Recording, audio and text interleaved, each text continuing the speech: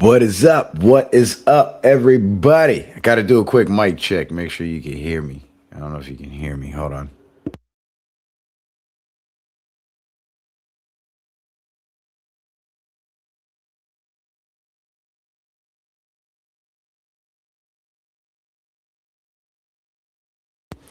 All right. Sounds like you can hear me and every damn thing else, too.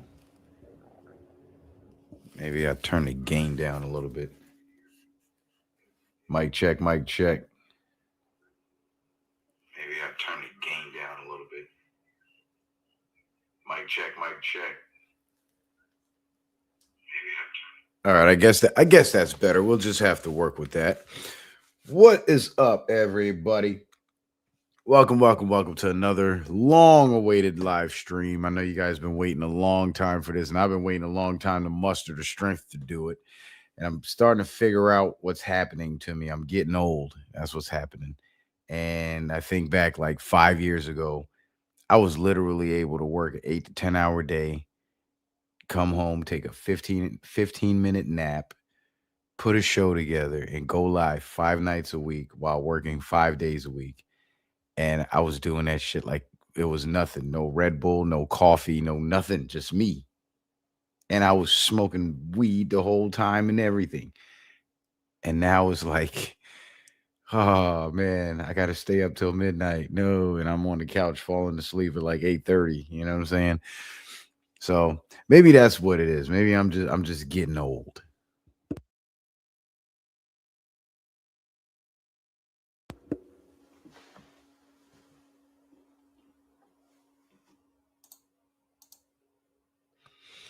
So I got a birthday coming up and I'm gonna be 39, y'all. 39. And I'm actually starting to see gray hairs in my head now. Yeah, how about that one? How about that one? Starting to see gray hairs, more of them. I remember when it was like one, and my daughter started calling me old and shit, and I felt terrible. And then I thought back to when my dad started getting his gray hairs. I remember that shit, and we were doing the same thing to him. Man, now it's like, damn. Now I know how he feels. Like that was horrible what we did to that man. We straight bullied that man, call him all kinds of geezers. Now I guess it's my turn, right? So anyway, welcome to another show.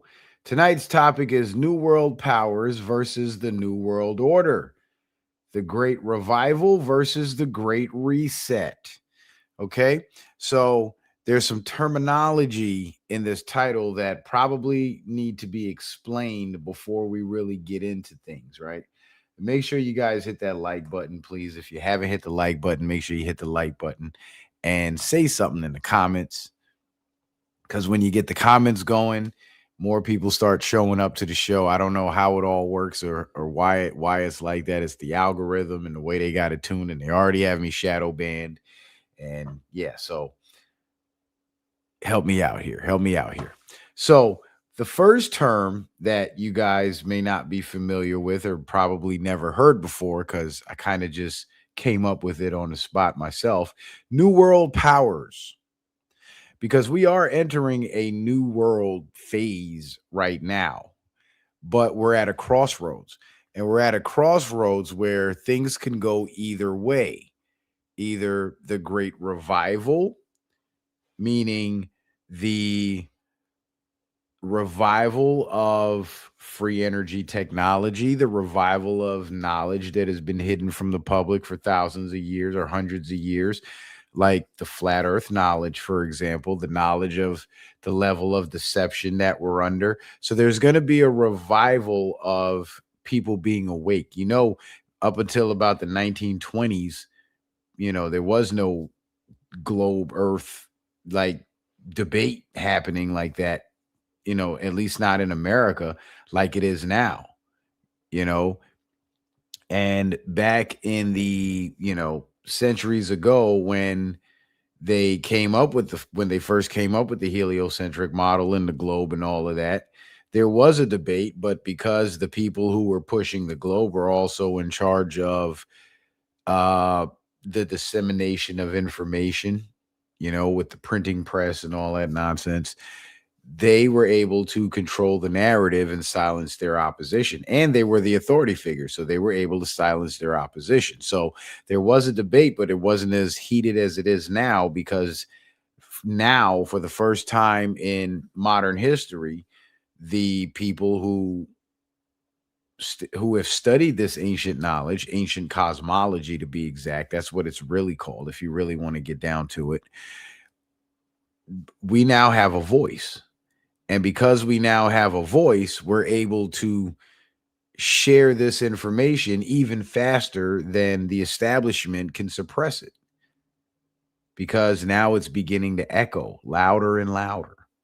And that's great. And because of that mass communication, we are going to experience a great revival in innovation, prosperity, um, development, manufacturing, technology, all of that stuff. And that will only be possible if a certain group of people who want to see that happen for the world actually succeed in carrying out their plan to bring this all to fruition. Now, that group of people is who I refer to as the New World powers, because these were nations that have had power all along, but were being suppressed by the group of people that I'm referring to as the New World Order, who most, if not all of you guys, would be familiar with. So the New World powers would essentially be the good guys, and the New World Order would be the bad guys. Remember, that was George Bush and them. And I chose this thumbnail because this is I guess this serves as an illustration of the New World powers. Now, some would say, well, Trump is there, he represents America. Putin's there, he represents Russia. And Xi Jinping is there, he represents China. And those three nations have always been superpowers in the world. And that's true. But they were, before these three individuals in particular, because we'll get to the Ayatollah in a second, but before these three people actually got control of their nations were ran by proponents and supporters of the New World Order. And they were trying to steer their countries in a direction where that New World Order, one world government agenda would be carried out. And what happened was people got involved who didn't really want to see that. People got involved who didn't want to see that agenda carried out. They were just as appalled with it as we were. And they don't agree with all the wokey doke nonsense that's actually just meant to create more toxicity in society. They didn't want to see that happen. They were against it. They were in disagreement with it. And they erred on the side of common sense, I guess I would call it. And so what began to happen was internal disagreements, kind of like what's happening in Israel now, kind of like what's been happening in America since Trump became president. And these internal disagreements stemmed from the proponents of the New World Order wanting to carry out their agenda, and the patriots within that country trying to stop them. And not only stop them, but prevent them from carrying out that agenda ever again by stymieing their plans in various ways and removing them from power. And we've been seeing that happen a lot here in America. And in Russia, that was done I think it was like 2017, 2018, like at the very beginning of the Trump political era, right? The era of Trump. And Xi Jinping, well, China has kind of been going a little nuts with the communist crap, but Xi Jinping is in fact a capitalist. Now, as far as the internal turmoil that's happening in China, there has been a series of events. And if you guys go watch my Ghost Cities of China stream, Ghost Cities of China, if you're familiar with the Ghost Cities of China, I did a couple of streams actually discussing that and how those ghost cities came to be. And after these maneuvers were made against China, Xi Jinping kind of fell in line. And he didn't fall in line because there was pressure being put on him necessarily, like he was being threatened or anything like that. He fell in line because between Donald Trump and Vladimir Putin, a series of moves were made that put China in a position where it would be more beneficial for Xi Jinping to fall in line and join their side, join the side of the alliance, and depose the deep state out of the halls of government in this country. So China, although China has been in opposition to the United States, under Trump, there's now an alliance. Now you'll hear all this talk on the big channels and in the mainstream media about, oh, China and America might go to war, or Russia and America might go to war, Russia and China can invade America. None of that's going to happen. Okay. None of that is going to happen because Donald Trump, Xi Jinping, and Vladimir Putin are allies. Now, you remember when I did all those reports on the BRICS nations, right? You guys remember that? The BRICS nations were switching to the gold currency. They were initiating their quantum financial system, which would be their digitized versions of their precious metals backed currencies being used for international trade. And these Middle Eastern countries, African countries, all switching to gold-backed currencies and, applying to join BRICS, the ones who weren't already in the BRICS. And Trump sat back and allowed this to happen. Now, when George Bush was in power, early 2000s, and 9/11 happened, they staged 9/11 because around that time, this is just one of the reasons. There were several reasons, but this was the geopolitical reason, right? The Muslim nations of Afghanistan, Iraq, Iran, Kuwait, there were several countries in the Middle East that were in talks with Muammar Gaddafi about creating the United States of Africa and using gold-backed currency and ditching the dollar. This was part of the reason why they invaded Afghanistan. Also, it was to get the Taliban out of power and get the poppy farms going again so they can start producing and importing mass amounts of heroin. And oddly enough, around the late 90s, early 2000s was when heroin was really popular in the drug game, if you must know.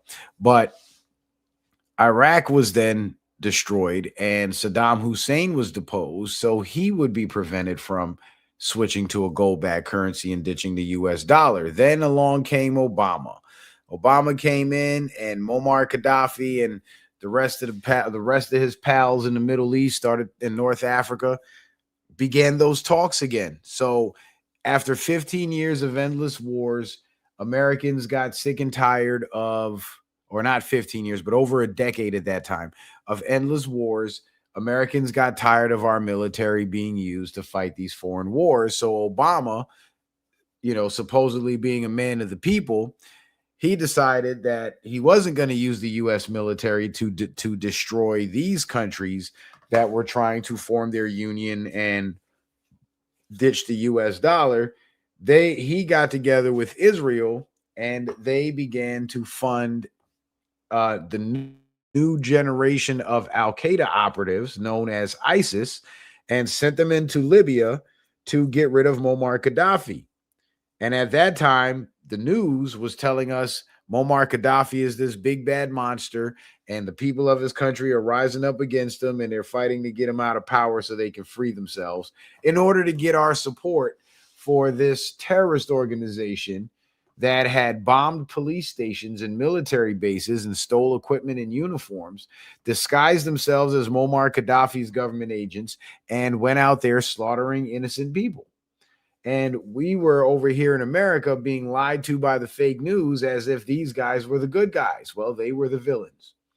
And their job was to preserve the financial system of the New World Order, and all the nations that were enslaved by the New World Order, excuse me, because of their use of the dollar, well, they would be locked into those World Bank and IMF debts. And because they're locked into those debts, the assets that were seized in their nations by the IMF and the World Bank and then sold off to foreign corporations, well, those assets now remain in the control of those foreign corporations, and the agents of the New World Order, I should say, have a legal, maybe not moral, but legal reason to defend these assets militarily against the people of those nations if the people of those nations were to ever rise up and try to take their gold mines back, take their ports back, etc. Right? So the removal of these rebellious leaders had to happen in order to replace them with compliant leaders. Once that was accomplished, the New World Order Rothschild banking system was fully intact and remained in place. Now along comes Trump. And Trump says no new wars. When he said no new wars, he meant no new wars to prop up this banking system. So all you BRICS nations and all you African and Middle Eastern nations that wanted to switch to a gold-backed currency, go ahead and do it, but I won't let you ditch the dollar. But the deal is, don't ditch the dollar until I tell you to, because I have to get things aligned in my nation first before that currency swap occurs. And part of what they're doing in America, what Trump is doing in America, is restocking our gold inventory. Now, you're not going to hear too much about this in the news, but if there's one, there's more. Right? And there's this one story. I'm going to just go to it right now. This one story that's of particular interest to me and should be of particular interest to all of you. And it says, former CIA official caught with $40 million in gold bars is having a detention hearing that will be held in secret due to the top secret information being discussed. Right? Now, this is one report of one person, and $40 million ain't nothing when we're talking about, the national budget, because our national debt is like almost $40 trillion now, right? So we're talking big numbers. So 40 million is nothing. But for every one that gets reported on, there's probably at least 10 to 100 more that are getting caught, and it's not being reported.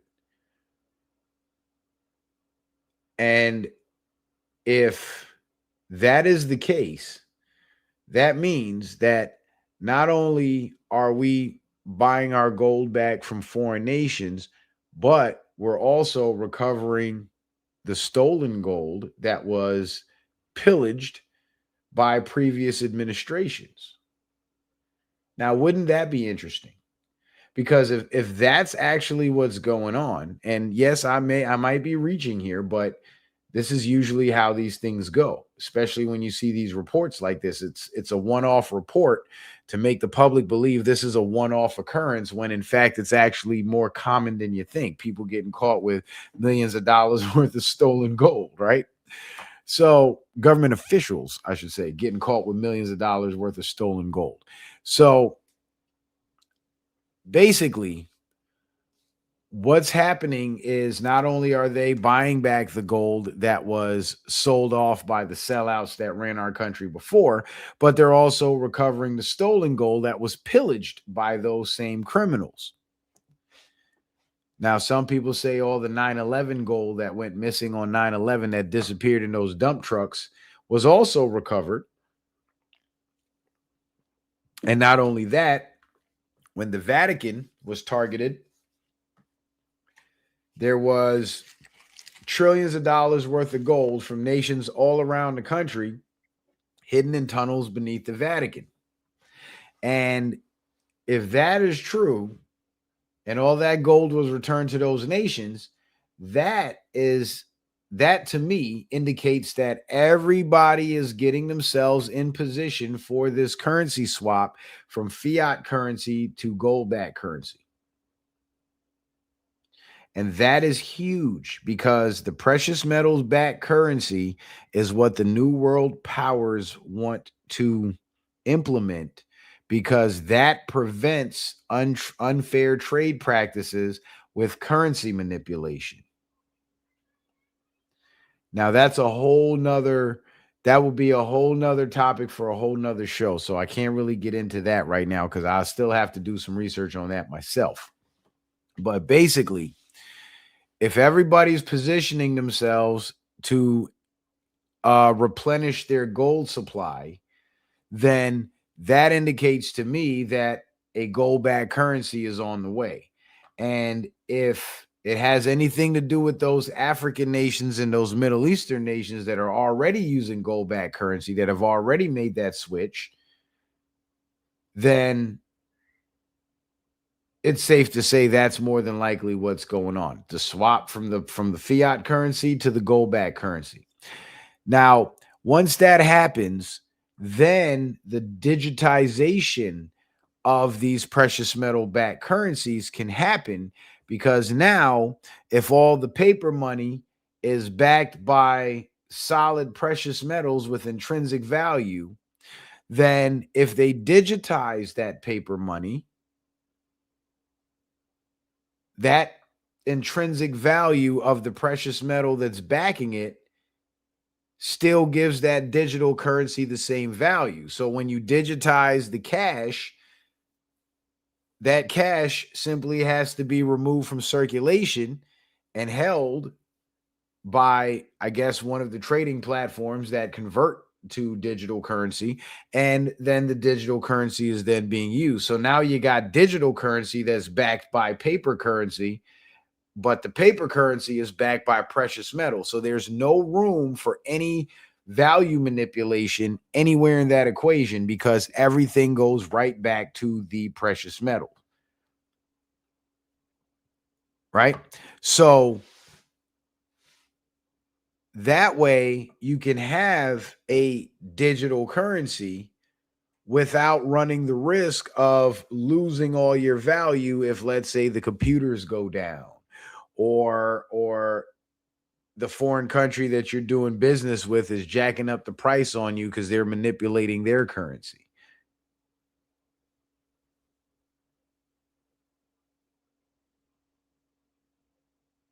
Because if any of that were to happen, basically the precious metals that's backing this currency would serve as a countermeasure to show the discrepancy in the currency valuation. Or let's say the computers go down and you can't access the digital trading platform. You can still recover that cash, or you can still recover that gold because it exists. But what the New World Order wants to push is a central bank digital currency. That's the CBDC. So a lot of times people would confuse the quantum financial system, which is a digitized version of precious metals backed currency, with the central bank digital currency, the CBDC, which is nothing more than a digitization of the paper currency, the fiat currency. So all you'll have is the digital currency backed by the paper, but the paper is backed by nothing. So now you can manipulate the value of the paper because there's no precious metals to hold that paper to its current value. So the precious metals backing is what makes the quantum financial system unfuckwittable, I guess is a word, is the way I would describe it. And oddly enough, when the discussion about central bank digital currency came up, let me do a quick mic check one more time. When the discussion about central bank digital currency came up, let me do a quick mic. All right, sound good. When the discussion about the central bank digital currency here in the United States came up, Do you know what Donald Trump said to that? He said, no, hell no. We're not doing no central bank digital currency. You can go look it up. Trump says no to CBDC.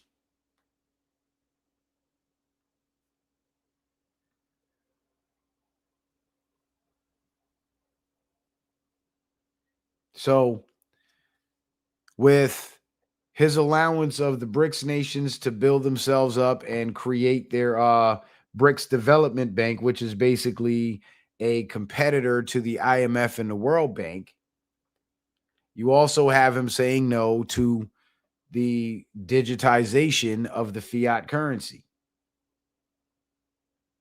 So that clearly shows whose side he's on. And this is a big deal. It's a big deal because the national debt will be erased in an instant the moment that currency swap happens. And when that national debt gets erased, all of our private debts get erased at the same time if there's a currency swap. And the reason why they get erased is because when you're swapping currencies, there is a I guess you would call it a subcontract or a contract addendum or whatever you want to call it, an additional contract to the standard loan, to the basic loan contract, which is called a forward contract. And in this forward contract, there are terms laid out as to how a change in the valuation of the currency would be, I guess, would be sorted out in an agreement, you know, how it would be handled by both parties, basically. So domestically in the United States, every debt that we incur when we sign that contract, there is no forward contract because there is no international trade. So at the time those contracts were written, the assumption by the lender, I guess you could call it, by the creditor, is that there will be no currency swap, so there's no need for a forward contract to discuss terms in the event of a change in the valuation of currency upon the exchange of that currency for another, because all our dealings here in the United States are in US dollars, right? So there is no forward contract. And if we switch from the fiat dollar to a gold or silver backed dollar, that constitutes a currency swap. Those are two completely different currencies. They're not versions of the same currencies. They're not the same currency. Fiat and precious metals backed currency are two completely different things, right? So it ain't like you take a dollar and you break it into 4 quarters. You know, you take a dollar and you trade it for yuan, or you trade it for Canadian dollars, or you trade it for British pounds, or whatever. It's a complete currency swap. And in the event of that currency swap, if the National Treasury and it won't be the Federal Reserve, it'll probably be, it'll be the National Treasury or the US National Bank or something along those lines. But let's just say, for the sake of discussion, the National Treasury. The National Treasury, if they say the new official currency of the United States is going to be, you know, the US dollar backed by silver or backed by gold or whatever it is, and the banks accept that currency and start to use that gold-backed currency, that means that currency swap was just initiated. That currency swap just took place right in front of your eyes.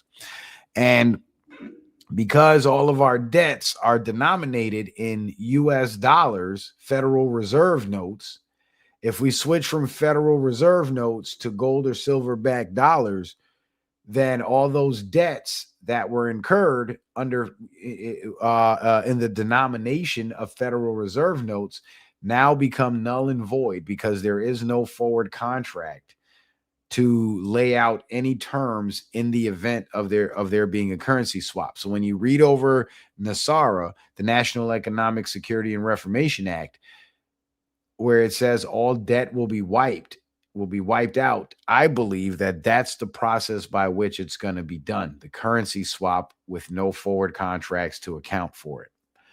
And the sad thing about it is millions of Americans are probably going to keep paying those fiat debts in the new currency because the creditors, they want to get paid. So they're not going to tell their borrowers that, hey, we just did a currency swap, so you really don't have to pay this debt if you don't want to. You know what I'm saying?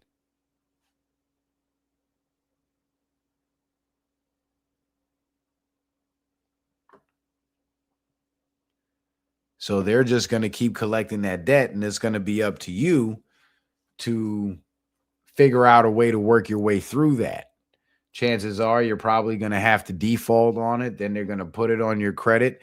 And then when they put it on your credit, then you can go ahead and dispute it, preferably using the US codes pertaining to currency exchange. And if there are any US codes pertaining to forward contracts and currency swaps, you'd probably find your best reason to dispute that debt within those codes. I don't know the exact codes. I'll probably have to do a stream on that. But there is a way to do it. And if those codes exist, which I'd have to research and see if they do, I'm pretty sure they do. They'll probably be in the laws pertaining to foreign policy and foreign trade or whatever. But if those laws exist, then you're golden. But it's going to take some work on your part. It's not just going to happen overnight. So essentially, the legal stage will be set for you to stick it to all your debtors, but it'll simply be up to you to figure out exactly how to go about doing that. You see what I'm saying? So don't get your hopes up thinking it's just going to happen overnight and that's going to be it. Nah, that's not how that's going to go. But this is a big deal. And the New World powers are for the people. The New World Order wants to enslave the people. That's essentially what's going on in a nutshell. And the Great Revival is the freeing of the people who were enslaved. So the people that work these dead-end jobs and make barely enough to afford the basic human necessities will actually be able to make a comfortable living and live better than they're living now. That's a good thing. And there's millions of people out there that will appreciate that. For those of us that tend to aim a little higher and want, desire a little more out of life, that might be a little beyond us. Like we might not be happy with that, but somebody else will, So let them have it. I mean, we all know people like that, right? Like they have their jobs, they're complacent, they're comfortable, and they don't want to do anything else because they're fine where they are. And we can't fault them for that because that will be essentially us wanting more for them than they want for themselves. So the people that are going to be happy there, let them be happy there. And if we have leaders that are going to put policy in place that are going to benefit those people, then let those people benefit. Because the more money that flows into the hands of the people is the more money that circulates in the general economy. And the more money circulating in the general economy, guess what? That means for us, the sharks, there's more minnows to feed on. And I don't mean feed on as in, more people to go out and rob or anything. I mean, more people to do business with, more patrons for our businesses.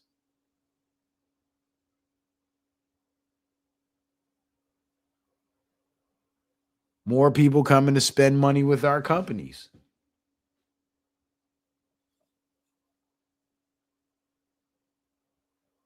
So there's nothing wrong with that. That brings economic benefit. Now, Vladimir Putin has already gotten the deep state out of his country. Xi Jinping, he's still kind of going through what Trump's going through a little bit, just with a lot less hate. And Trump's still dealing with these New World Order infiltrators in his own administration, in Congress, in lower government, in the media, on social media. You know what I'm saying? But the great thing about it is none of these entities have enough power to stop him. And they've tried everything. And what's crazy to me is like how people don't see, like how people still see Trump as being the bad guy. Now I understand now after the whole Israel thing and the Iran thing and all that, that surface level shit. I could see how if you just skim the surface, you could see him as a bad guy. And the fact that we have an entire media machine that spent the last 10 years painting him out to be the bad guy, you couple that with the Israel thing, now it all comes together. Now it all makes sense. But what people fail to realize is Trump was America's sweetheart. The media loved Trump. As soon as he became president and started exposing their crap and undermining their agenda, all of a sudden he became the worst person in the world. Ain't that how that went down?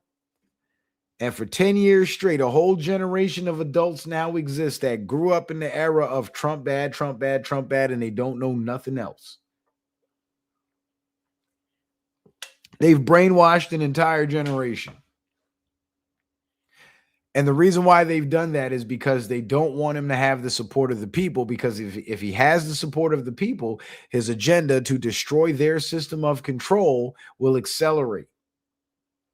But as long as there's people that really, truly, honestly believe that he's the bad guy and needs to be removed from office, there's always going to be this big wall of opposition trying to sabotage everything he wants to do. Like when he wanted to build the wall. Building the wall wasn't just literally building a wall. Building the wall was putting up the physical barrier and putting personnel there to man that physical barrier, technology to monitor that physical barrier,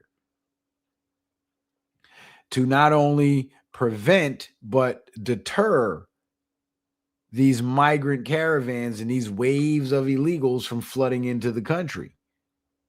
And what happened? There are so many people in the country being brainwashed to think, even brainwashed to believe walls are racist, and then go home to their gated communities where they live behind 8-foot walls, 10-foot walls. And they were all telling you how Trump is bad for wanting to secure the border and how the border should be open. And the wall never got completed, thus the wall didn't work effectively. And then everybody's like, well, didn't Trump build a wall? Why are they still getting over? No, he could have built the wall, but you motherfuckers stopped him.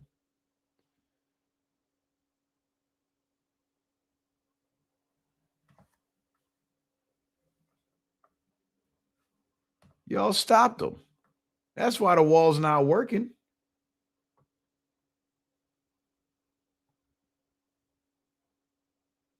And then Biden comes in, so they get their wish that Trump is out of office. They get somebody 10 times worse, and all the illegals in the terrorist sleeper cells start flooding into the damn country. Now everybody's like, we need to stop this. We need to get these illegals out. And then when ICE goes out there to do just that, ICE is bad. ICE is your enemy. Like, what? But it all stems from the Trump bad, Trump derangement syndrome narrative. It all stems from that. Everything he does is bad, no matter how good it is. Because if you listen very closely to the anti-Trump people, the people that hate Donald Trump to death, right, that are outside of the mainstream media, what you'll find is they never or rarely ever give that man credit for anything. And that's how you know that their position is based in emotions and not really facts. Because if they look at the facts, they would find at least 2 or 3 things to give Trump credit for. But they're not looking at the facts.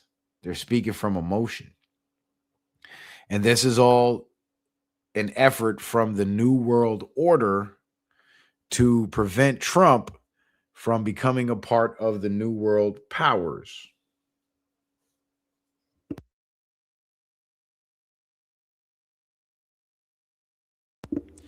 Because the New World powers will be BRICS and the United States of America. And then what's going to happen is the European Union, which is wholly controlled by Israel and all the other nations around the world that are still loyal to them because they're blackmailed into being loyal, they're basically going to be cut out of the international trade markets, and they will become the new wave of third world shitholes. Meanwhile, the countries that we've known our whole lives to be third world shitholes are going to become economic epicenters and boom towns.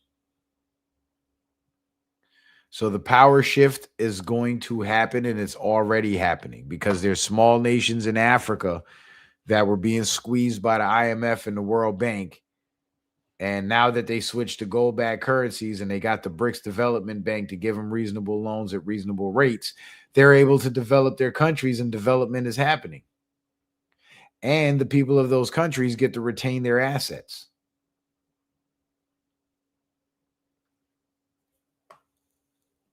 So the people of the world are winning. And the controllers of the world are losing. And they're losing so bad that they have to project as if they're winning in order to keep us in submission, in order to keep us in fear, in order to keep us from standing up.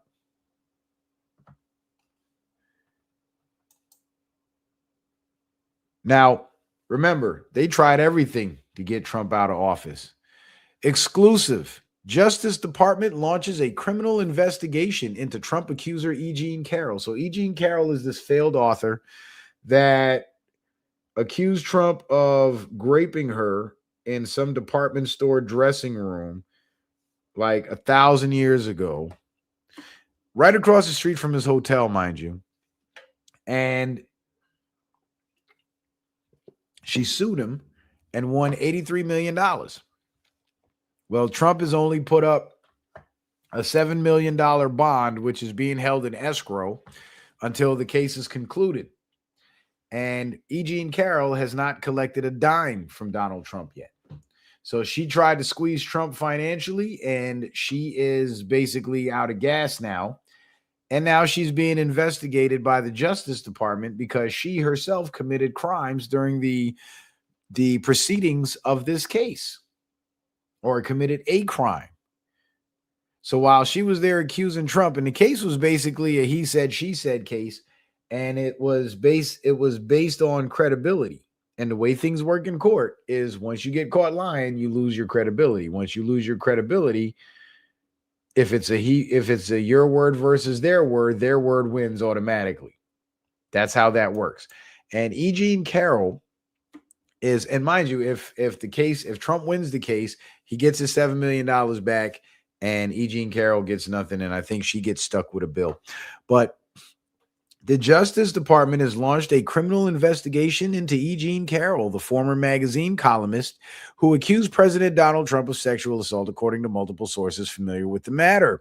The investigation is focused on whether Carroll committed perjury in testimony tied to her two civil lawsuits against the president, one alleging he sexually abused Carroll in a New York department store in the mid-1990s, and a second for defaming her when in 2019 he repeatedly denied the assault, said she wasn't his type, and claimed she made it up to boost sales of a book. Prosecutors' theory hinges on a 2022 deposition statement by Carroll that she received no outside funding for her lawsuit. In other words, she basically said in her deposition that nobody paid her off to file this lawsuit. But it turns out, though it was later revealed that billionaire Reid Hoffman had paid some legal fees and expenses. So she did receive outside funding, and she lied and said she didn't. So that's a problem. E.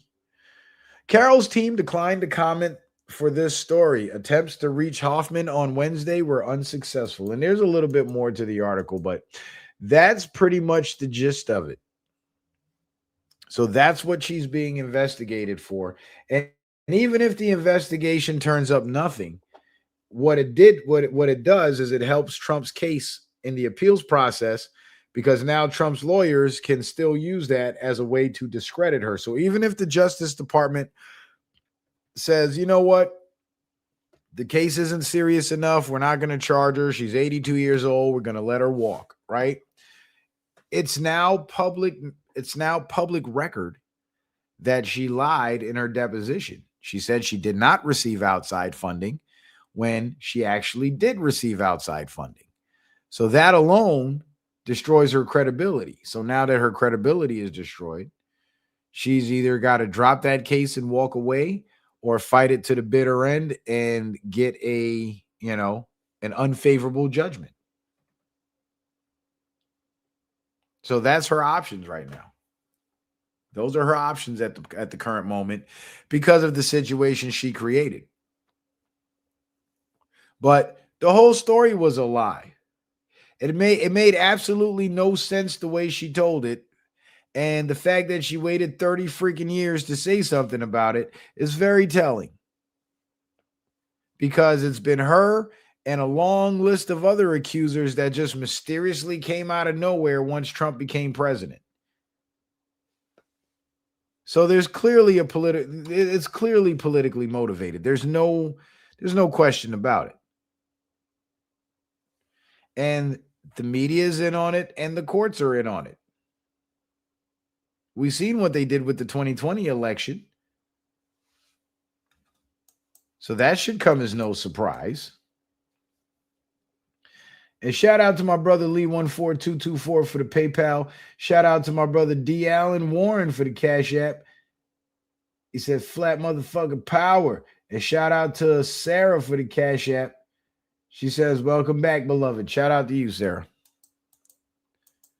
Yeah, that's what it feels like, right? I've been gone forever. And then I go away forever. And then I come back out of nowhere. And then I go away again. Got to stop doing that. Consistency is key in this podcasting thing. So I might have to start stocking up on Red Bull and shit so I can do this more often. And I enjoy doing it. I like doing these live streams. I love it. So former CIA officer accused of stealing 300 gold bars, sources say. So this is the CIA guy with the $40 million worth of gold bars. A former CIA senior officer with top secret level clearance has been accused of secretly stashing millions of dollars in gold bars in his home that he said he needed for work-related expenses, according to court documents and two people familiar with his employment history. That's crazy. David Rush, who held a management position, was charged with criminal theft of public money in a complaint filed last week in the Eastern District of Virginia. His lawyer didn't respond to a request for comment. He was also accused of lying to his employers about his background for nearly 2 decades.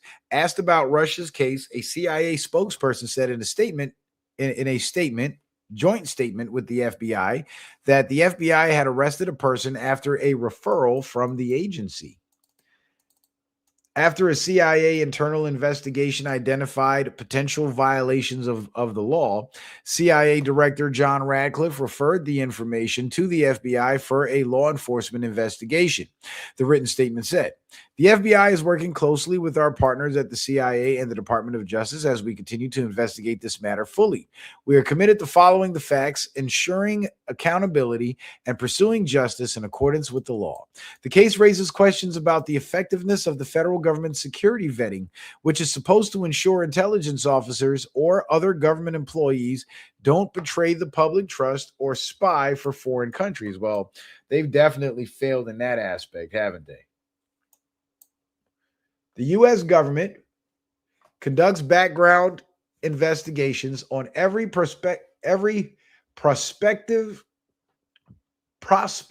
employee at the CIA and other agencies granted access to sensitive and secret information.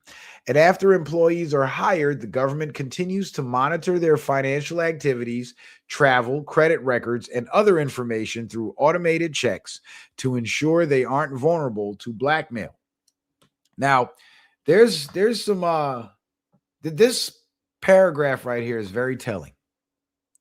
And it kind of supports something that I said to you guys a long time ago about this whole government having the ability to spy on the people thing.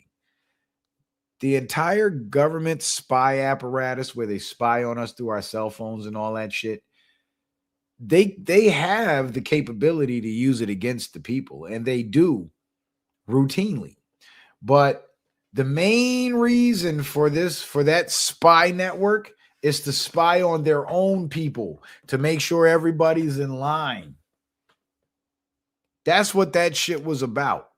So while, Edward Snowden and Julian Assange and everybody else was warning the public that the government was spying on us so many years ago, which is good to know, because people the people who needed to know that and move different started moving different.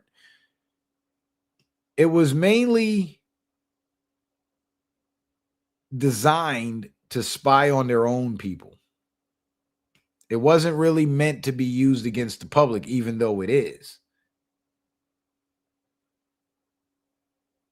It's really being used against their own employees. That's what that spy apparatus is really for.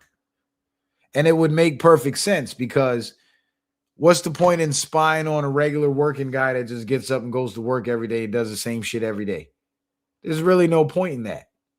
Now, if he's a suspected terrorist and he's buying large amounts of explosives and so on, then yeah, spy on that motherfucker. They're probably going to do that. But the people that work within these agencies that have access to all types of illicit substances, activities, money, criminal networks and shit like that, those are the people that need to be watched. So they'll know if they're taking bribes, they'll know if they're being blackmailed, they'll know if they're involved in illegal activity and using their job with the agency as cover. You see what I'm saying? So there's more to gain from spying on their own people than to gain from spying on us. Not to say that they don't spy on us, because I'm sure they do.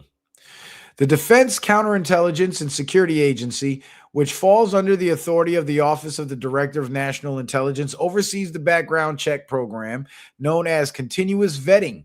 When the program flags a potential problem or anomaly in an employee's records, officials investigate further. It wasn't clear how the investigation into Rush began, and it also wasn't clear when he left the CIA.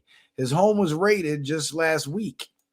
Rush applied to work with the government 3 times. In his first application, he said he graduated from Clemson University in 2000. In his second application, he added that he had a graduate degree from Rensselaer Polytechnic Institute.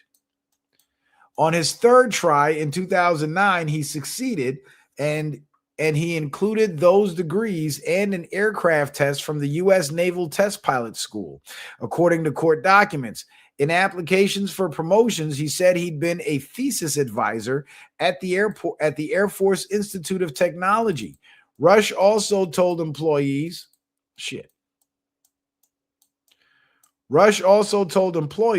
he was a pilot for the Navy. So he told all these lies to the CIA and they didn't find out. None of it was true. According to the charges, he didn't graduate from the schools, and investigators say the Federal Aviation Administration doesn't have a certificate or a pilot's license registered to Rush. From November through March, Rush made several requests for funds, including for foreign currency and tens of millions of dollars in gold bars, according to an affidavit filed in federal court by an FBI agent investigating the case. So it sounds to me like he was using that position to collect money, and what he should have did is he should have took the money and ran. If you're going to do all that. In a storage space near his office, investigators found only a portion of the funds. On May 18th, federal agents searched Rush's home and seized roughly 300 gold bars worth more than $40 million, court documents said. Agents also seized about $2 million in U.S. currency and 35 luxury watches, mostly Rolexes, according to the affidavit. The affidavit alleges Rush knowingly took part of the money he requested for work-related expenses to his home for personal gain. The court filing didn't specify which agency employed Rush, but the two people familiar with his employment history said he was with the CIA. One of the people said most, if not all, of the funds, including foreign currency and the gold, were recovered. So this guy went to work for the CIA and just lied all over his application and still got in. I don't know that. I know it ain't just me that's getting this feeling like there's more to this than just some guy that slipped through the cracks. Because the way the government investigates, like, there's no way that this would happen unless somebody allowed this to happen. But who knows, man? Who knows? But speaking of corruption, federal judge Eleanor L. Ross, an Obama appointee who presided over the tax evasion sentencing of realty star Todd Chrisley, has been privately reprimanded after a judicial probe found she had loud sex in her chambers with a high-ranking law enforcement officer during work hours within earshot of staff. My God. We got another Fani Willis, but she's worse. The misconduct spanned roughly 2 years. Ross initially denied key details, but later admitted them. And this is her that was getting her guts beat out in her office, and she's a freaking federal judge. These are the types of corrupt people that were put in power by corrupt administrations. And then you wonder why we have such a problem in our court system. You know what I'm saying? Because there's people like this all over. They just haven't been caught. Because if she's bold enough to do that, God knows how many other people in that building are doing that shit. You know? Now, Fani Willis, I don't think Fani Willis was doing her nonsense in her office like that. But it was still sexual impropriety. And mind you, this woman is married. And the high-ranking law enforcement official or law enforcement officer that she was having sex with in her office was not the man she was married to. He's actually this guy. Atlanta Police Department deputy chief accused of loud sex with federal judge in chambers. A senior Atlanta police official has been identified in connection with an ongoing investigation into alleged inappropriate conduct involving a federal judge. According, of course, Atlanta, Fulton County, they a bunch of hoes up there, man. According to reports, the pair were involved in a secret relationship that took place in courthouse chambers during working hours, prompting a judicial inquiry and a formal review by authorities. The Atlanta Police Department has launched its own internal investigation to confirm the officers' involvement and determine whether any departmental rules were violated. Well, I mean, you're having sex with somebody's wife who happens to be a federal judge in their chambers, like you're pulling your dick out in a public space. You know, I mean, I don't know. I don't know, man, you know, but talk about betraying the public trust. Like, these things shouldn't happen. And if you're that reckless to do that, knowing that you shouldn't, like, it's one thing if they were getting hotels and, you know, just sleeping around with each other and, you know, like normal cheaters. That'd be one thing. But in the fucking chambers and you're hollering too, like, come on, man.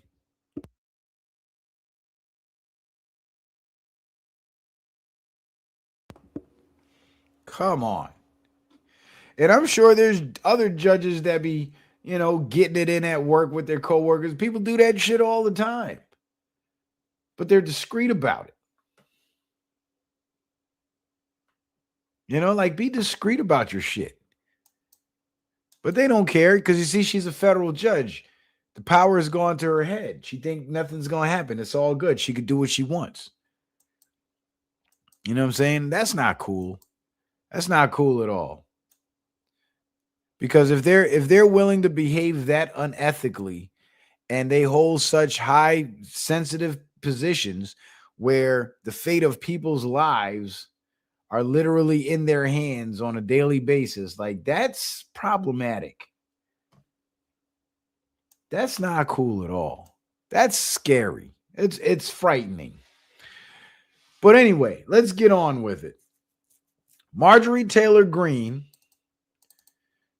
says, we just said goodbye to our good friends Thomas and Carolyn Massey.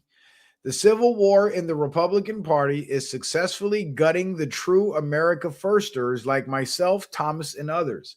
Now, here's the thing. I believe Thomas Massey was really, pro-America.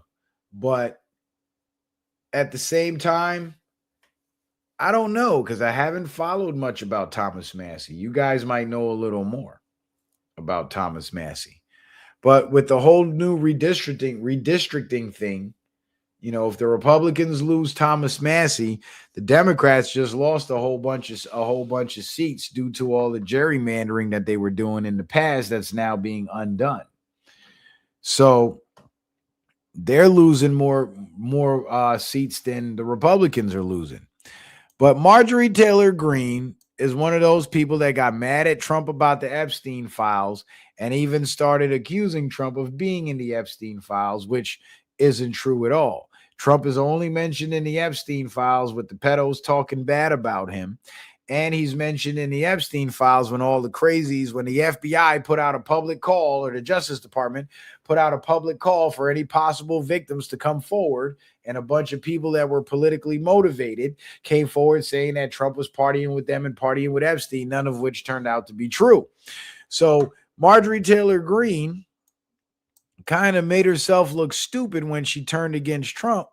And once she turned against Trump, Trump kind of said, well, screw you too, and started talking shit about her and dragging her. And she quit Congress. She left Congress. Now, the reason why Trump was so hard on her is because this plan is all about trust, because we're dealing with an enemy that has gained our trust over the years and systematically betrayed our trust. So what Trump is looking for now in the people that he chooses to make alliances with are, or what he's looking for in the people that he chooses to make alliances with is not blind faith, but a militaristic form of loyalty. Whether you agree with the moves or not, or you agree with the orders or not, is irrelevant. Are you going to follow these orders, and are you going to do your job? That's what it boils down to. And when Marjorie Taylor Greene started kind of joining in with the mainstream media and talking bad about Trump over the Epstein files, she demonstrated disloyalty. So she had to go. Because in the beginning of it all, Q said, trust the plan, which means there's going to be parts of the plan where you're going to have to call things into question. But when those questions arise, you err on the side of trust, because Trump knows what he's doing. And if you look at the surface level stuff, there is a lot of shit that makes Trump look bad. But when you look behind the scenes, you see the method behind the madness. Operation Warp Speed is the best illustration of that I can give you. He was endorsing the vaccine. He funded the vaccine, gave the vaccine companies a bunch of taxpayer money to produce the vaccine. Why did he do that? Because that money came with the stipulation that they had to kick it out in a year, which means they wouldn't get the 3 years to properly test it and mandate it. And he was endorsing it because if, let's say, he gave him all the money to produce the vaccine in 12 months and then started saying, oh, don't take the vaccine, I'm against the vaccine and this and that, what would happen is it would trigger suspicion in the vaccine companies and cause them to basically question the terms of the government funding that they were getting from Trump. And eventually, once they start questioning Trump's motives for giving them that money, they would have eventually figured out that this Operation Warp Speed money is going to kill our chances of getting this vaccine mandated. So let's not take the money. But if he's endorsing it and acting like he's on their side and raises no suspicion, they'll accept the money, no questions asked. And once they accepted the money and accepted the terms, no questions asked, they now have to put out this vaccine in 1 year. They now kill any chance of that vaccine ever getting mandated. That's what Operation Warp Speed was about. But people got mad at Trump about it. And I was busy telling everybody, listen, if Trump is endorsing the vaccine, I'm not a blind follower. That's not going to make me want to go take it. So it doesn't matter if he endorses it or not. That has no bearing on my personal decision to not take it. You see what I'm saying? So there was really no point in even being mad at him for endorsing it. Because he never endorsed the mandate. He always said, you'll have a choice. You'll have a choice. And that's what he was referring to. There'll be no mandate. There can't be a mandate. And so there was no government mandate. So what did the deep state do? They started relying on their buddies in the corporate world to force it on their employees, which could have triggered massive lawsuits if the general public was a lot smarter than they are. And there were lawsuits. I just reported on one on the last show, didn't I?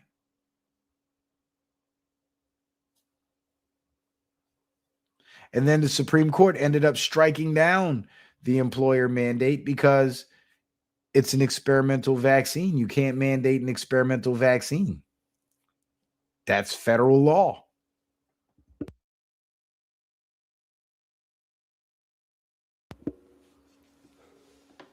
And a lot of people turned on Trump over the vaccine thing because they had no idea what he was really doing. So instead of keeping their stupid mouths shut and watching it play out and letting Trump do what he does, they joined on the other side and started ridiculing the man, kind of like what Marjorie Taylor Greene did.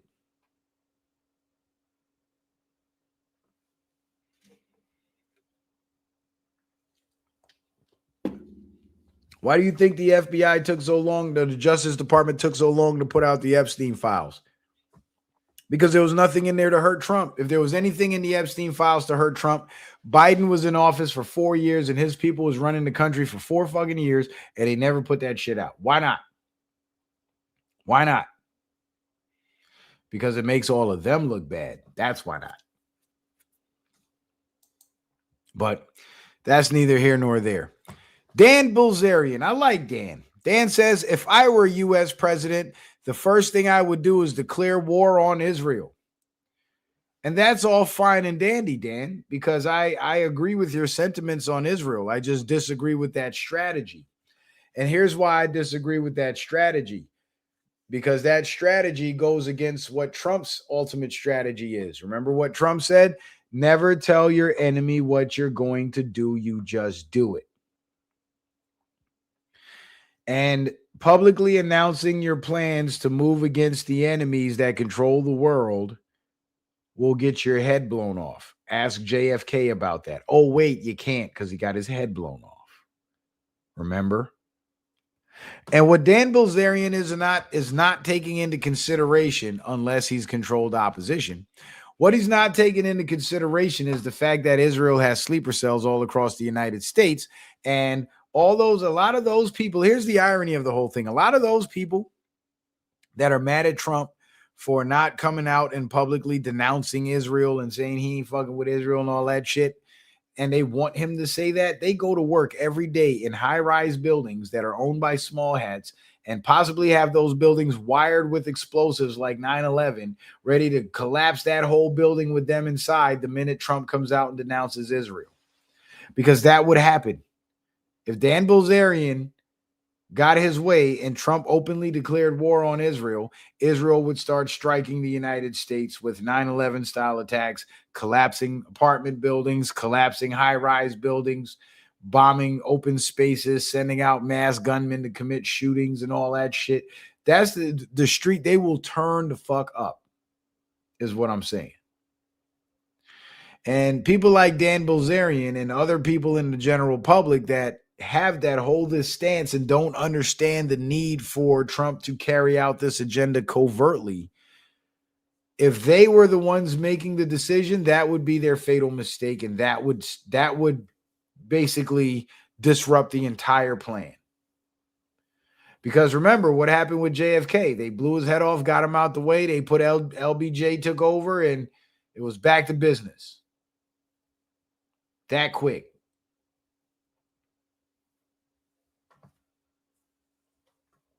So a statement like this from Dan Bilzerian, it might sound good. It might make you feel good. But it won't be wise. And it won't be healthy. And it's going to get a lot of Americans deleted. Remember, Israel has the country held hostage. And the way that they're keeping the country held hostage is through their criminal underground networks that are ran by the CIA and Mossad. And they're working hand in hand with the drug cartels who provided the manpower that came across the border in the migrant caravans.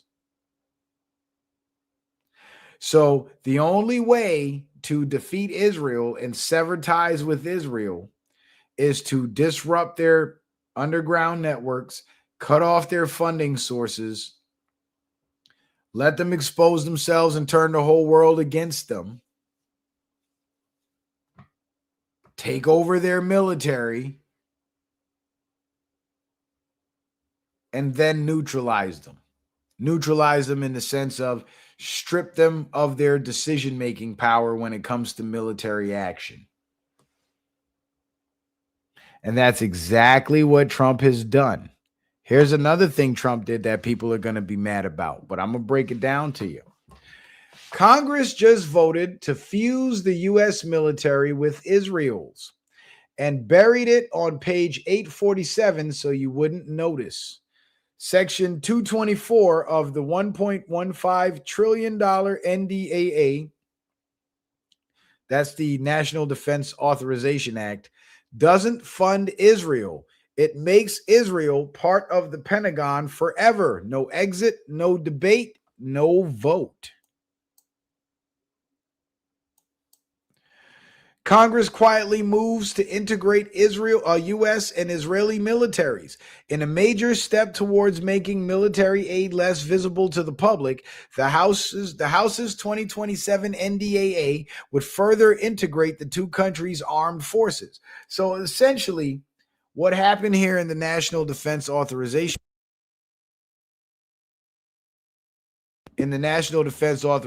Act is Trump, and that's not even Benjamin Netanyahu. I don't know who that guy is, but that is not Netanyahu. But anyway, let me blow it up so you guys can see how weird he looks. That's not Netanyahu. It's like a mask or something. But anyway, what happened is Donald Trump put the Israeli military under the control of the Department of War. So the Pentagon controls the Israeli military now. And before you get mad about it and take the position that these people are taking, you're looking at it wrong. The way you should be looking at it is, well, who has sole direct control over the Department of Defense, now called the Department of War? Well, the president, the commander-in-chief, Donald Trump. And do you know that was his entire purpose of renaming the Department of Defense to the Department of War? It wasn't to put fear or intimidation into the hearts of any enemies or anything like that. It was a show of power. If he has the power to change the name of the entire department, then he has sole control over that department. And if he has sole control over that department, any entity that's incorporated under that department, he has sole control over. So when Congress voted for the NDAA to put and it includes putting Israel's military under the control of the U.S. military, Trump essentially took control of the Israeli military. That's what he did.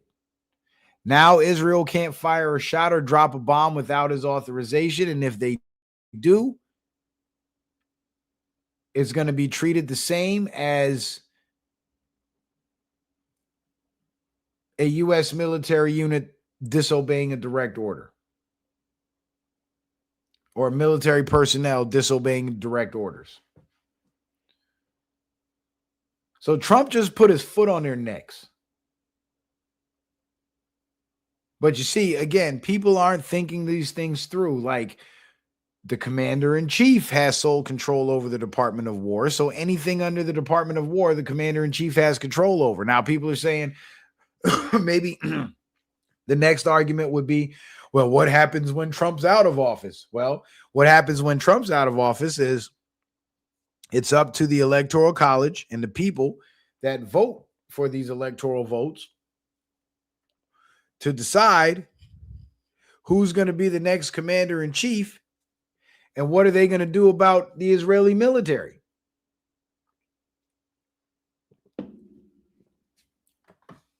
So it'll be up to the people to decide that.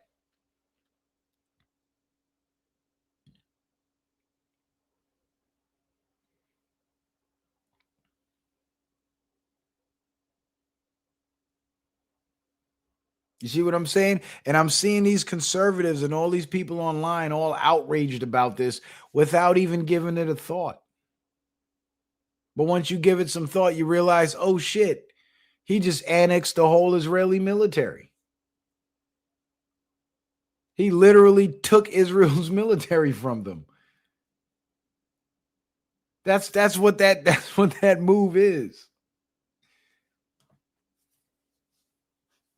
And this is why Netanyahu and his people in Israel, in his government, were complaining that they have no influence over Trump's decisions because they're subordinate to Trump now. Trump made them subordinates.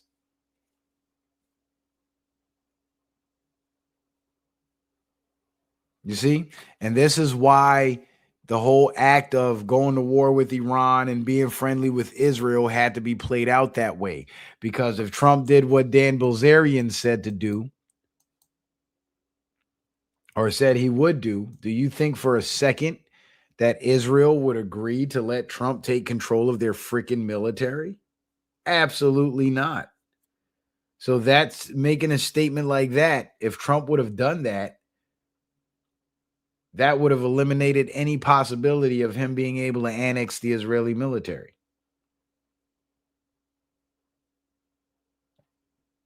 You see? But when you don't have a full, and Dan Bilzerian is a very experienced guy. He's been in the military and all that shit, but he ain't that smart. People think he's smart because he talks well and they look up to him, but he ain't that fucking smart.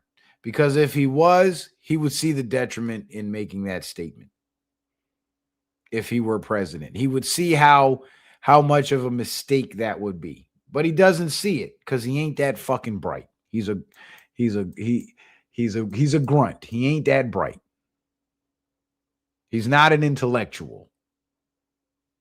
You know, and I like Dan. I like Dan.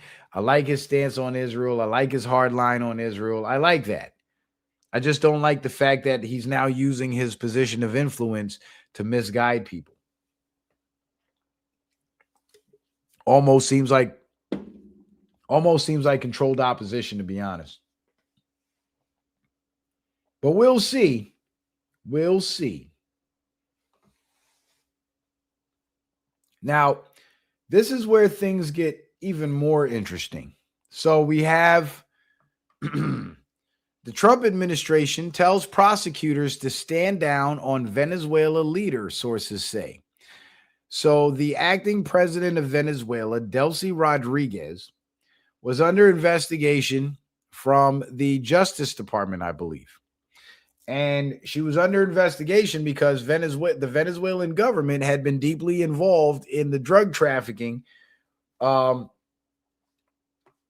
Colombia, where the cocaine is being and the rest of the dope is being produced. And they were kind of like a drop point in the shipments of the dope from Colombia up through the Caribbean and the Bahamas and into the United States. And Nicolas Maduro was using his military to help transport this dope in order to safely get the dope where it needed to go. So when Delcy Rodriguez came in, she came in, all fiery with the Latin spice against Trump and, try to, kind of taking a hard line against Trump and declaring herself to be like in opposition to Trump and whatnot. And she was and then she found herself under investigation because it's like, okay, if you're that mad at Trump, why would you be that mad at Trump unless you're down with the drug cartels and you stand to lose, money if Trump's plan succeeds. So of course you're going to do everything you can to stop that. Right? So let's investigate this woman. But it's starting to look to me, and this is just me reaching now, me theorizing. It's starting to look to me like she's helping the Trump administration, and she's probably helping them weed out the new replacements that are coming in to replace these cartel leaders that are being removed and wiped out and eliminated by the Trump administration. And the way she would be helping them is, and this explains why she came in with the Latin spice against Trump, right? Because that would have gained the confidence of the new wave of drug traffickers that are preparing to set up their operations, thinking that the Venezuelan government is on our side and Delcy Rodriguez is going to help us move this dope just like Nicolas Maduro did. So they would essentially find themselves at some point reaching out to her and making contact, or at least making themselves known to her like, hey, we're going to be doing business with you from now on, et cetera, et cetera. So by her coming out and being all anti-Trump in the beginning, she gained the confidence of the new wave of drug traffickers. They reveal themselves to her, and now she flips on them and starts turning that information over to the Justice Department, thus getting the heat off of herself and putting the heat on the traffickers. That could be the scenario, because that would explain the Latin spice against Trump in the beginning and the complete 180 turnaround. Now, what most of us didn't know, well, one, Nicolas Maduro is a small hat. That's number one. But number two, how Israel armed the drug cartels, part one. Now, I'm going to have to do another show real soon about this, because this was news to me too. But I was thinking about it today before I did the show, and you see the date there, July 11th, 2018. That's how old this article is. And I was thinking about it today, and I was like, well, it looks like Trump's all over the place, right? With the Iran thing against the Israeli spy network, and then he's going after the drug cartels, and then there's the Maduro thing, and it just looks like he's all over the place. And then I thought about it, and I was like, well, wait a minute. He went after the human traffickers because the human trafficking is one of Israel's biggest funding sources. And now he's going after the drug traffickers. So is it possible that the drug traffickers are working with Israel, or Israel is working with the drug traffickers and the cartels? And I had no idea if they were or not. So I get on Google and I search, what did I search? I searched Israel drug trafficking or some shit like that. And boom, I find this article from the Middle East Monitor. And you see here, it says part one. There's actually a part two to it. So I think on the next show, we're going to cover both of these, because if Israel is involved with the drug cartels, and if they're arming them, obviously the cartels are buying the weapons from them. So, excuse me. So if Israel is arming the drug cartels and they're selling weapons to the drug cartels, if the drug cartels are put out of business, then a significant portion of Israel's arms trafficking industry basically gets eliminated at the same time.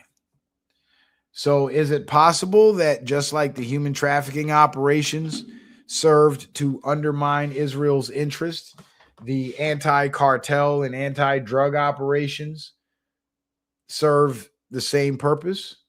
Well, it appears so. because I had no idea Israel had ties to the drug cartels on that level, to the point where they were selling them weapons. I didn't know that shit. That's news to me. And it's probably news to you too. But it's all in this article, and I'm going to read this article to you guys on the next show. Both parts, 1 and 2. Now, the thumbnail that I chose for tonight's show, let me go all the way back. The thumbnail that I chose for tonight's show shows Donald Trump, Putin, Xi Jinping, and Ayatollah Khamenei all sitting at the table together. And before all of these events started happening, this is essentially what was going on.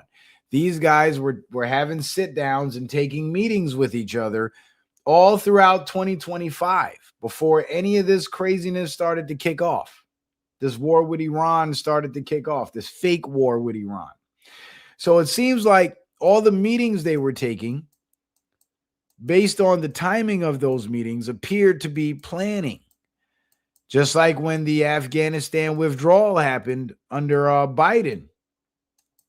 The year before the Afghanistan withdrawal disaster, what happened was Trump took a meeting with the Taliban, and certain discussions that were had during that meeting were revealed to the public, but there were also other elements of that meeting that was not revealed to the public. I believe the staging of the Afghanistan withdrawal and the Taliban taking all that military equipment that was left behind, I believe that was part of the deal. And I think the Taliban now have regained control of a large part of Afghanistan. And guess what? The heroin coming out of Afghanistan has been significantly reduced. So how you like that? But Israel arming the drug cartels. Had no idea. I had no fucking idea. But what month? Well, let's get to the meetings, right? So what month in 2025 did Trump meet with Iranian leaders? Because remember, if this whole war with Iran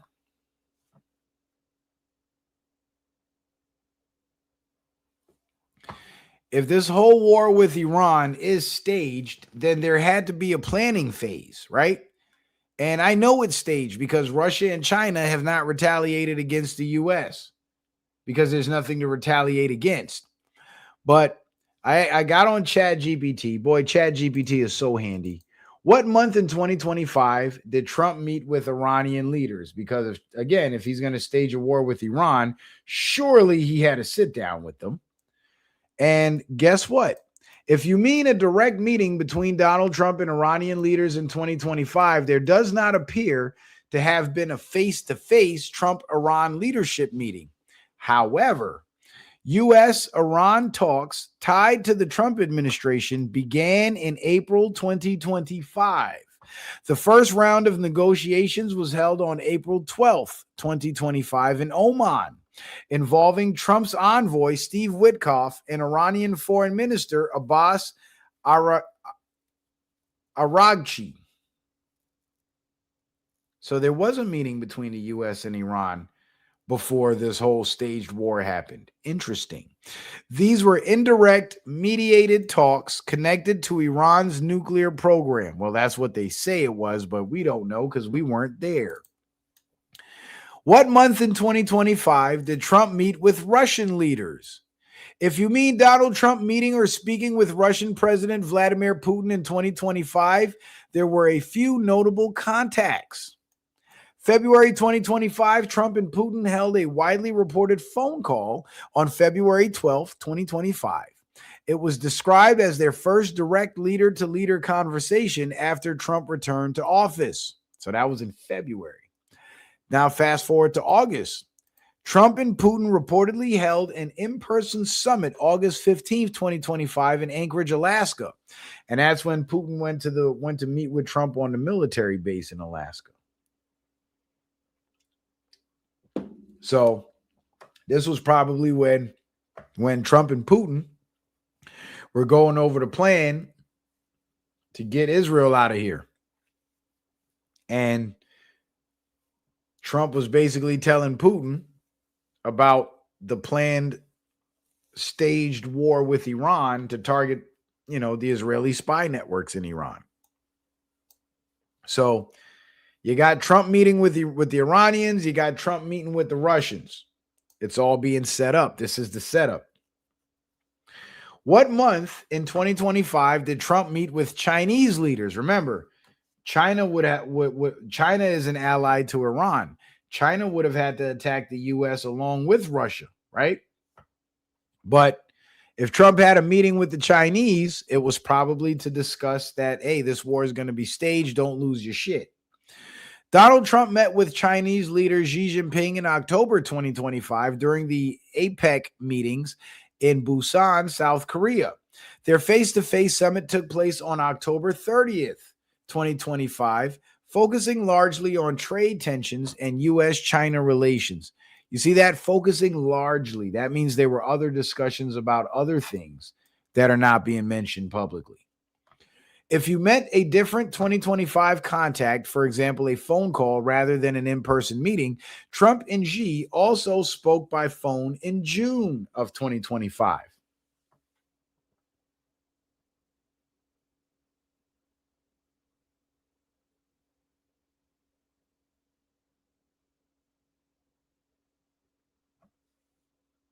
Well, thank you, Kevin Green. Kevin says, hey there, citizen man. Let's have another outstanding show tonight, shall we? Every time I watch your show, I say to myself, I bet you were very smart in school and you're very smart now. Well, thanks, Kevin. And I was a pretty good student in school, and I have a very analytic mind, I guess you can say, but saying I'm very smart, I don't know, man. I've done some pretty dumb shit. So I don't know. I don't know. But anyway, when in 2025 did Iranian leaders meet with Russia? So now we're looking at the meetings that didn't involve Trump, but it did involve the players who were involved, who would be involved with Iran. So the Iranians met the Russians in January. So Iranian leaders met with Russian leaders several times in 2025, but the most prominent high-level meeting was January 17th, 2025. Iranian President Masoud Pezeshkian met Russian President Vladimir Putin in Moscow, Russia. During that visit, they signed a major Iran-Russia comprehensive strategic partnership treaty covering cooperation in trade, energy, security, transportation, and military technical areas.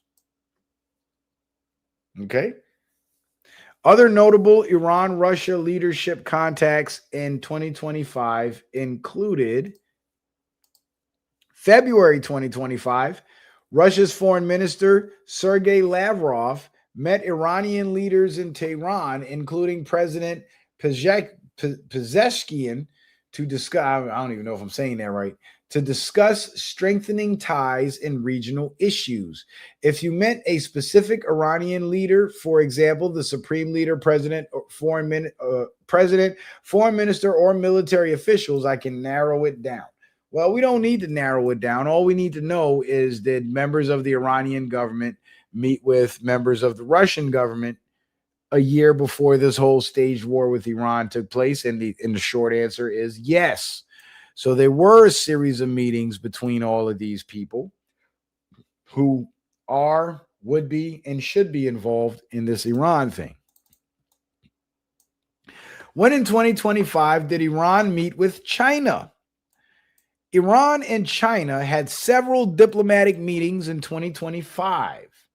Depending on which meeting you mean. March 14th, 2025, Iran met with China and Russia in Beijing for talks focused on Iran's nuclear program. The meeting involved senior diplomats from all three countries. April 2025, Iranian Foreign Minister Abbas Araghchi visited Beijing and met Chinese officials before follow-up discussions involving China, Russia, Iran, and the IAEA over Iran's nuclear issue. So they keep saying this is about Iran's nuclear issue, but I believe it also was about Iran's problem with Israeli infiltration.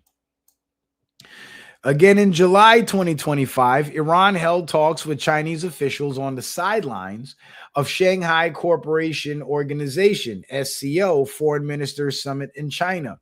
If you mean a meeting between Iran's top leaders and Chinese leaders, for example, President Masoud, whatever, and Xi Jinping, tell me that specifically, and I can narrow. Okay, so ChatGPT is basically giving me a prompt. Now, you fast forward a year later to February 2026, and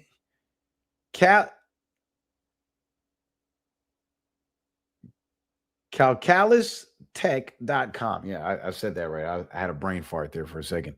Iranian missile damaged secret Israeli intelligence facility in Tel Aviv strike. And who works in secret intelligence facilities? Spies do. Remember, I told you this war with Iran is targeting the Israeli spy network? That's the target that got hit here. Now, I know on the last stream, we saw a similar article that involved this Iran-U.S. war, Iran-U.S.-Israel war, where there was a bombing scene, and the scene turned out to be completely fake, which means the whole article about it was fake, right? And we ran it all through ChatGPT to verify it, and verified to a high degree of certainty that that was a fake image, fake article, right? So I took the liberty of doing the same thing with this article. So I isolated the image, took a screenshot of it, and then I ran it through ChatGPT to see if this image was AI generated. And look what I found.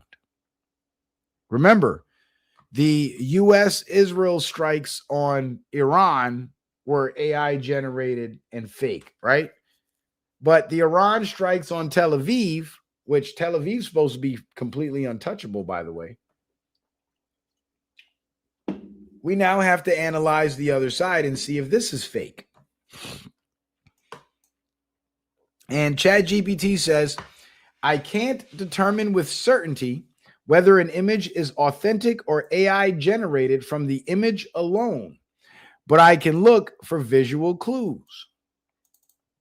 For this image, the building damage appears structurally consistent with realistic concrete fractures, exposed rebar, and debris patterns.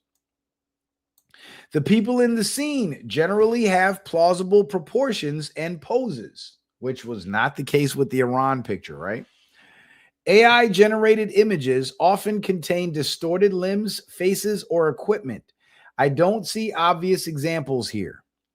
Lighting appears consistent across the scene, with strong artificial illumination typical of nighttime emergency response photography. The background and buildings, rubble, and rescue personnel show a level of detail that is common in real news photographs. I do not see the obvious artifacts often associated with AI generation, such as warped architecture, impossible geometry, duplicated people, or nonsensical objects. That said, this image could still be a real photo that has been edited. It could also be an AI-generated image that was created using a modern model and then compressed or resized, which makes detection harder. A visual inspection alone cannot reliably prove authenticity. So here's the final assessment.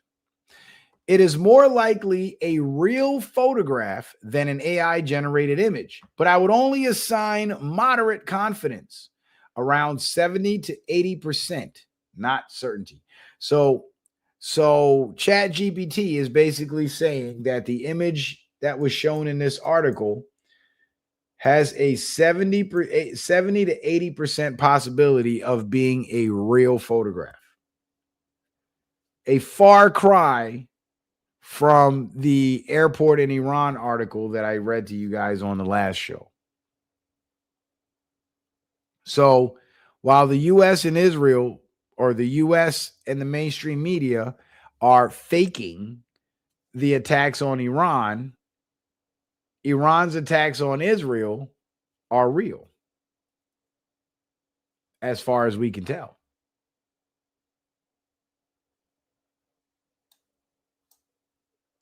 And look who got attacked. Their secret intelligence facility. Part of their spy network. They're going after the spy network. I've been telling you guys this. Okay. Now, remember, I also said in the last show that if that article about the airport getting bombed is fake, then chances are a lot of, if not all of, the other articles describing the devastation that the U.S. and Israel is causing in Iran, chances are those articles might be fake too.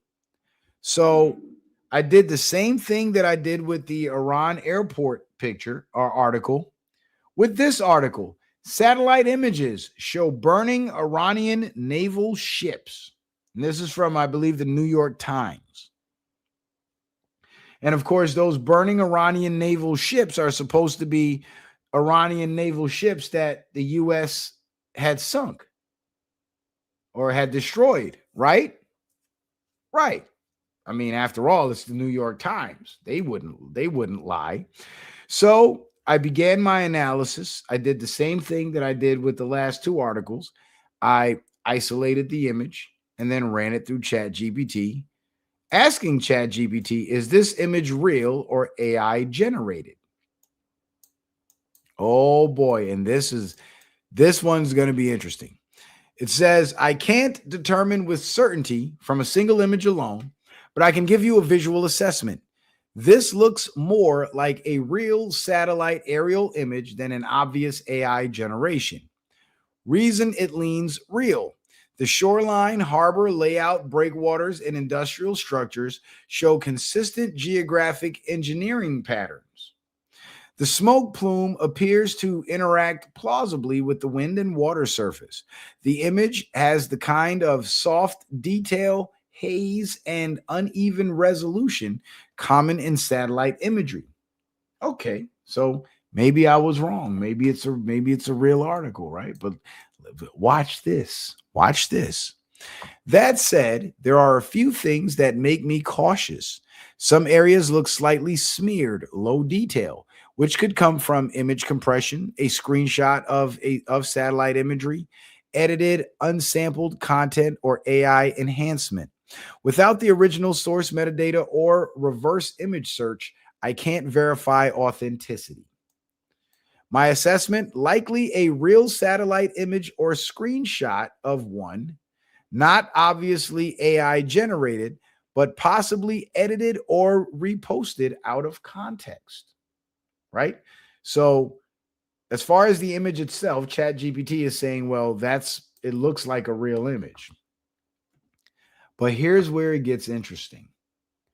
If you want, I can also try to identify what location this is and check whether it matches a known real satellite image. So guess what I did? Identify what location this is, ChatGPT. And it says, I can try, but I want to be clear that identifying locations from a single satellite style image is probabilistic, not certain. My best match, Mina Al Ahmadi Refinery Oil Port Area, Kuwait, Persian Gulf Coast. With why this seems likely. Large petroleum refinery complex directly on the shoreline, desert coastal environment with shallow turquoise Gulf water, harbor geometry with breakwaters, tankers, berths, and industrial docks consistent with Gulf oil terminals. The layout resembles Kuwait's major oil export refinery infrastructure near Min Al Ahmadi, Shuaibah. I'm not 100% certain from this image alone. Other possible lookalikes would be Mina Abdullah, Kuwait, Shuaibah Industrial Port, Kuwait, some Saudi or UAE refinery ports. So ChatGPT started off by saying, hey, the image might actually be real. There's a good chance it's a real image. But guess what? It's not an image of a freaking Iranian port with Iranian Navy ships on fire. It's freaking Kuwait. It's a whole different country. So they show us a satellite image of a whole different country and fucking tell us that it's Iranian Navy ships on fire. You see how crazy that is? Now, ChatGPT says, if you want, I can do a closer geolocation analysis, compare the harbor-shaped docks and coastline against satellite maps to try to pinpoint the exact facility. So guess what I did? I put ChatGPT to the test. Do a closer geolocation analysis is what I said. And ChatGPT responds, I did a closer visual comparison of the harbor geometry, coastline, and industrial layout. My revised geolocation assessment. I think this is very likely in Kuwait's southern oil industry corridor, and the strongest candidate is Mina Al Ahmadi, Mina Abdullah Refinery Port Complex, Kuwait. So it's not even freaking Iran. So here we're 2 for 2 with the fake articles, right?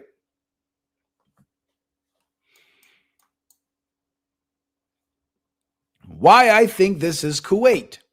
Key features in your image: shallow turquoise Gulf water, desert coast. Characteristic of the northwestern Persian Arabian Gulf coastline. Large refinery directly on the shoreline. Dense industrial grid, tank farms, pipelines, dock infrastructure. Matches Kuwait's coastal refinery complexes. Protected harbor with curved breakwaters. Your image shows a small enclosed harbor basin opening into the Gulf. Kuwait's oil export refinery zone around Mina Al-Madi, Shuwaiba Mina Abdullah has similar engineered marine layout. Residential worker housing immediately beside industry. Visible block pattern settlement at left side of image, common around Ahmadi Fahahil refinery worker areas in Kuwait. Narrowing further, exact site guess. My confidence ranking: Mina Abdullah refinery port area, 45%. Mina Al Ahmadi refinery export terminal, 40%. And Shuwaiba industrial port area, 15%. Iran, 0%. You see that? Do you guys see that? And I told you this on the last show. You could probably find more articles about the U.S. attacking Iran with images on the headlines and all that shit, and the images are all a bunch of fakery.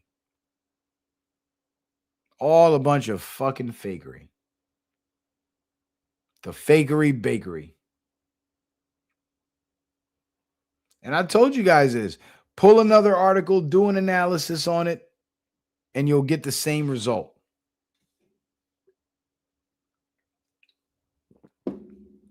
And you see, they play it smart with the deception too. They don't just use all fake images for all their fake articles, because they know it's too easy for people to determine if the image is fake or real. But let's say, so what they'll do is they'll use a real image of a fake location, of a location that ain't got nothing to do with what the headline says. So let's say they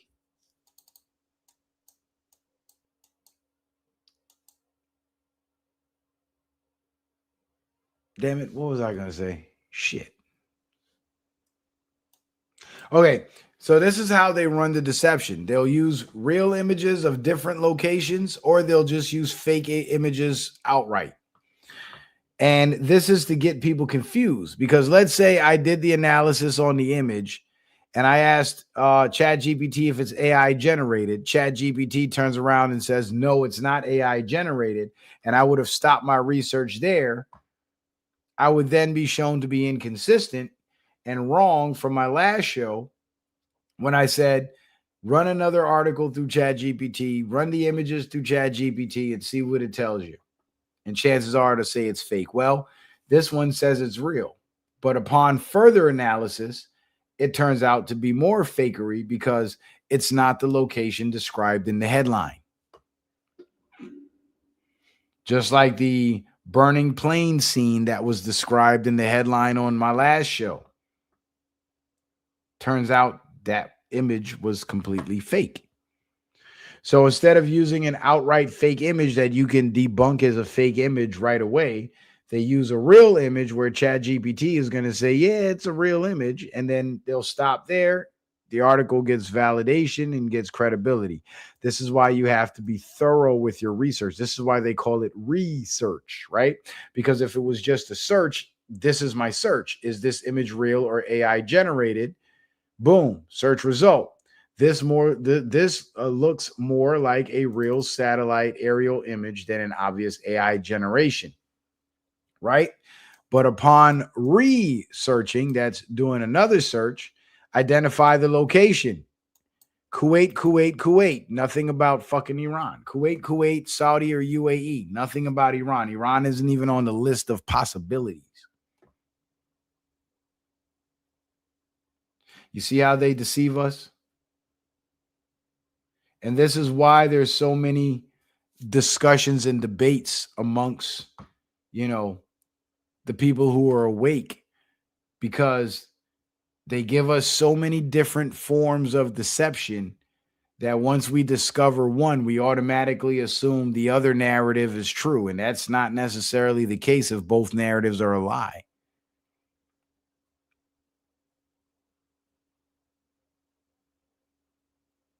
So, based on this article's analysis, my theory stands.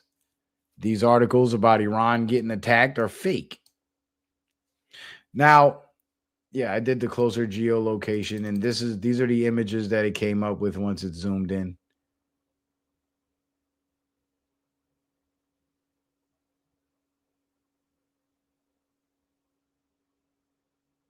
So there it is.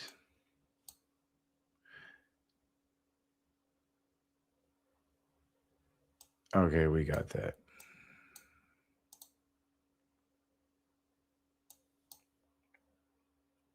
Now, I did another quick analysis on the headline and the image to see what ChatGPT said, right? So I reposted the article with the headline, Satellite Images Show Burning Iranian Naval Ships, which ChatGPT just confirmed is not what that image shows. It's not even Iran. And I said, is this an actual image of what the headline says? So basically, I asked ChatGPT, is this image what the headline says, what the headline is describing? And the short answer is, I can't verify from this screenshot alone that the satellite photo is truly showing burning Iranian naval ships. What I can assess, the screenshot appears to show a New York Times style article layout with a satellite image credited to Planet Labs. The image itself does depict a port coastal facility with a large dark smoke plume over a harbor area. However, from the screenshot alone, you cannot confirm that the location is really Bandar Abbas, Iran, that the vessels are Iranian naval ships rather than commercial port vessels, that the smoke is from ships specifically as opposed to nearby infrastructure, fuel facilities, or dockside fires, that the headline and image are authentically paired and not edited or miscaptioned. So that means the New York Times put that image in there. A few details make me cautious. The article date shows March 2nd, 2026.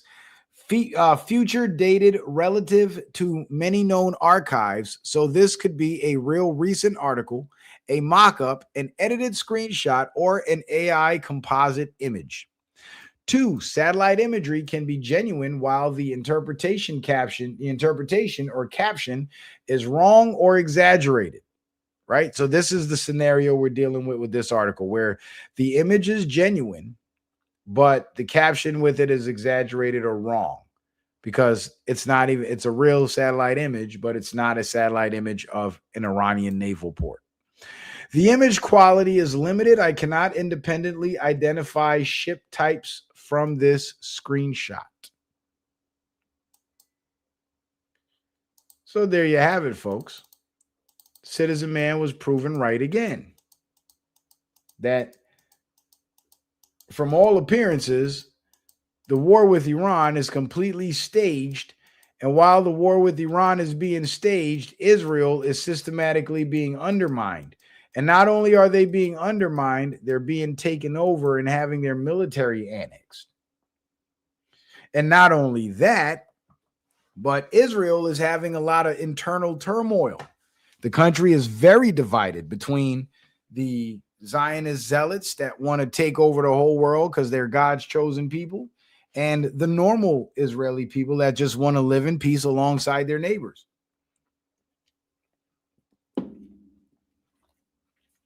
So the Israeli government itself is facing some sort of internal collapse scenario.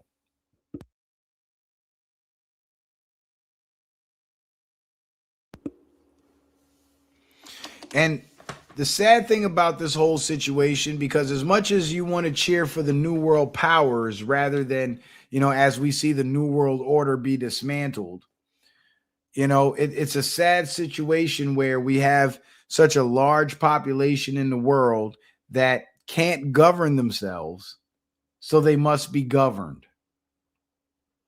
So the New World powers are necessary to maintain order in the world, because the people of these nations, if granted total freedom and immunity to act autonomously, society will devolve into chaos because there are not enough thinkers in society.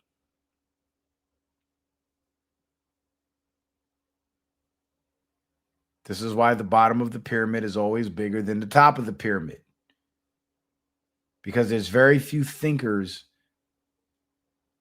compared to the laborers, the workers.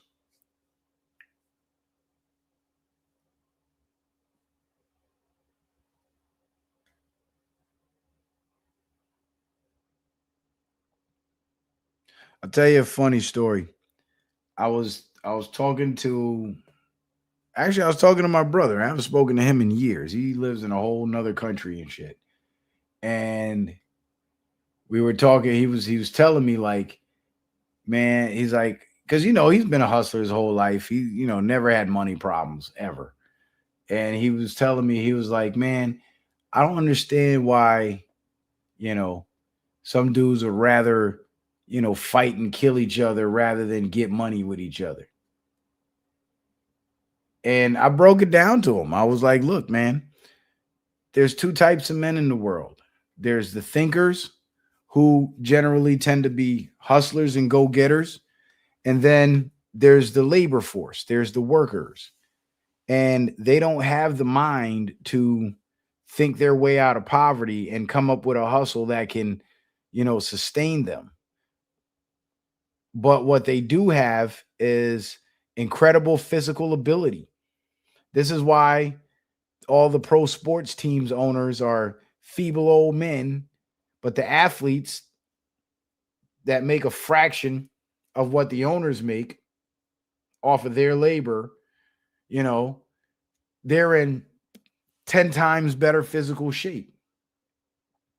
This is why even down to the Main Street level, what you'll find is the dudes that are broke will whoop your ass.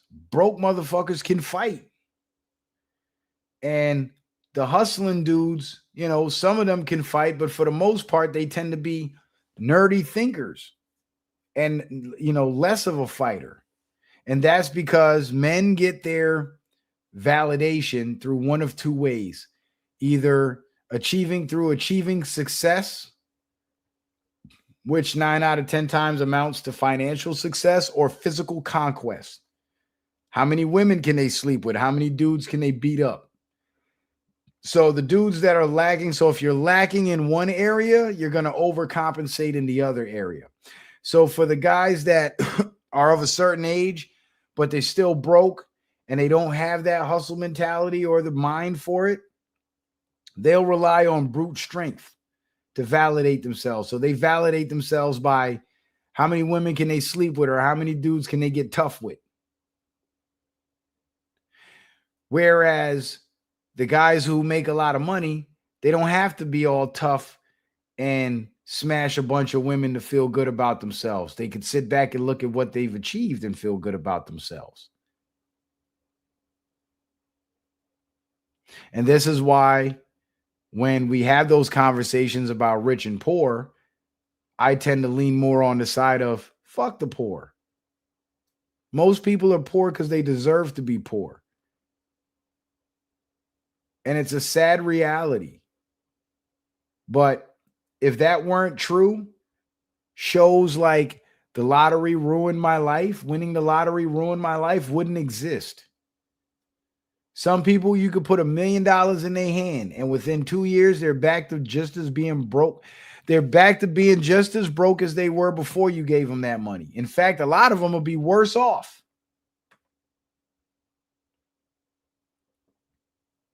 Because they just don't have the mind for it. They don't have the skill or the knowledge for it. And that's just the way the world is. So as much as we want to be bleeding hearts and feel sorry for people and try to help everybody, that's why any wise person will tell you, be careful who you offer your help to. You can't help everybody because everybody don't want your help. That's why 3 6 Mafia wrote that song, Don't Save Her, She Don't Want to Be Saved. Men find themselves in that position with women a lot. You get in a relationship with a woman, she's struggling financially, you come into her life, you make her life better, and she forgets all of that shit. When she decides she don't like you no more, none of that shit matters. Because she wasn't worth saving. She didn't want to be saved. And then she leaves you and goes right back to the life that she knew before you, like you never existed. You can't help everybody, you can't save everybody. And it sounds like some elitist rich bullshit, but it's the truth. And I'm sure plenty of you have had those experiences where you've offered your help to people and it didn't serve you in any way. There's this weird thing about humans. When you help people too much, they resent you. You think they would appreciate you because if you were in their shoes, because of your level of virtue, you would appreciate their help. But they don't share the same level of virtue as you do. So the more you help them is the more they resent you. And the reason for that, and I'm sure a lot of you have had that experience, and in case you're wondering why that is and why people do that, I'll tell you why people do that. Because the more you try to help, the more you offer and help somebody, every time you help that person, what you're doing in their eyes is you're demonstrating for them the ability to be able to do something that they can't do themselves. And that makes them envy you and then resent you and then hate you.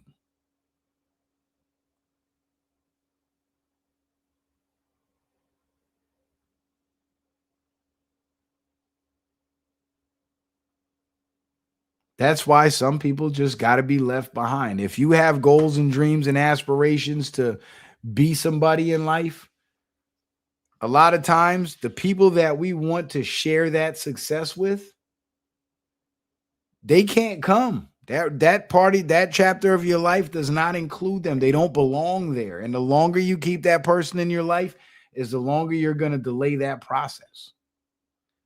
Because you're trying to save people that don't want you to save them.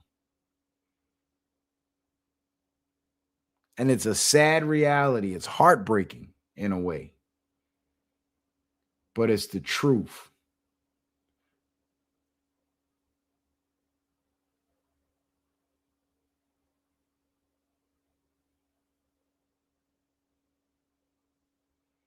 And no matter which way the world goes, whether we go back to the golden age under the new world powers or or we go back into the dark ages with the new world order. Excuse me. There's always going to be an underclass, no matter how we feel about it, no matter what we think about it. There's always going to be an underclass because there's a large contingent of people out there that like it at the bottom. They're comfortable at the bottom.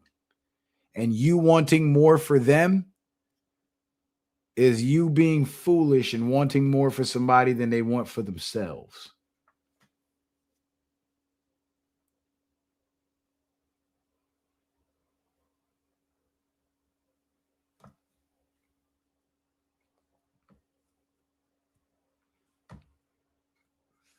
And these people that are comfortable at the bottom, they can't function without in most cases, they can't function without having a boss to tell them what to do. You leave them to their own devices, they're totally lost.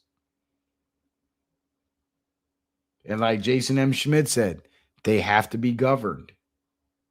There's no way around it.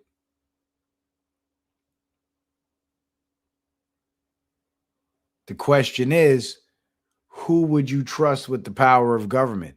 There's very few people on earth that I would trust with the power of government because they'll more than likely abuse it.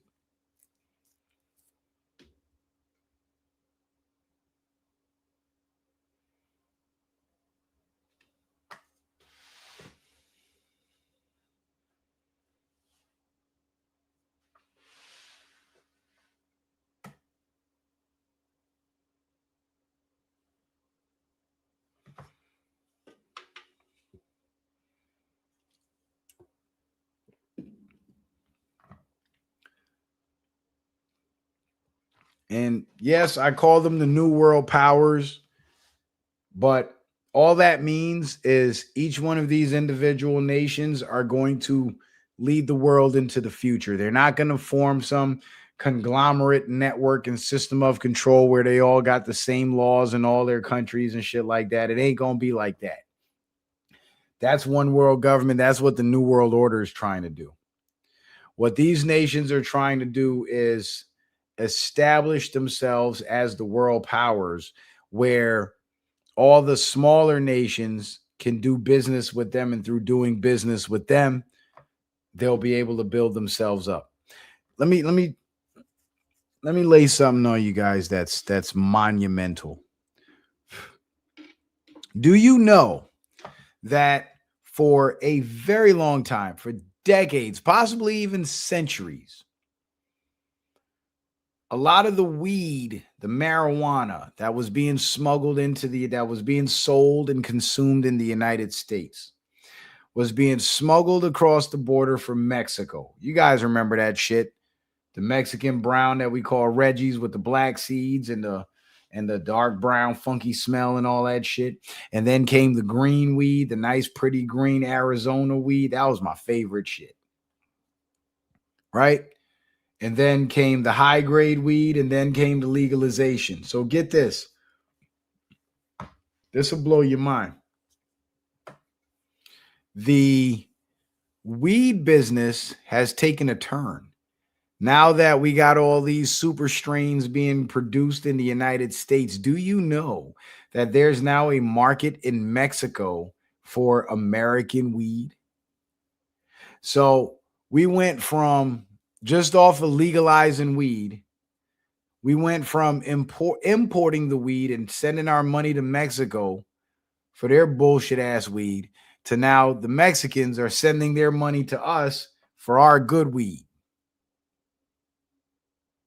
Ain't that something? We're the plug now.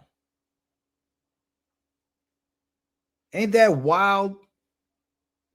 That shit blew my mind when I heard that. I was listening to the Connect with Johnny Mitchell, and he was talking to this Mexican American smuggler, and he lives in Tijuana.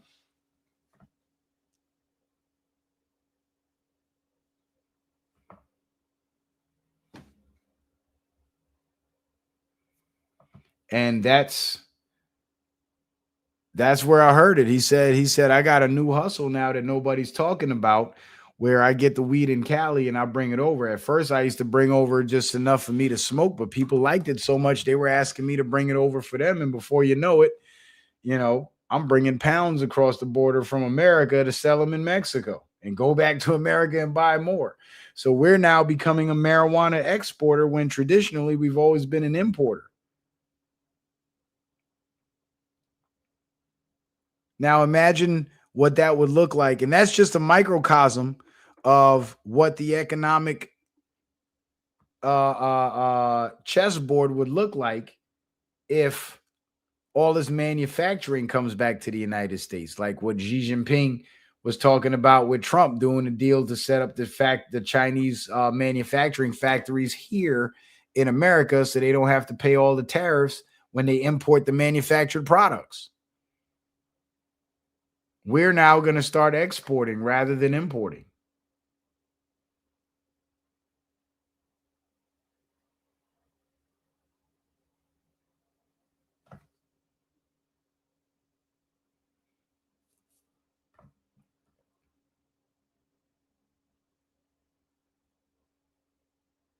That's crazy.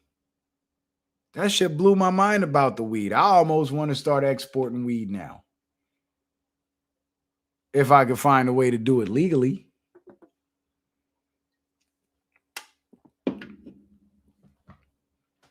Because we got the plugs, you know?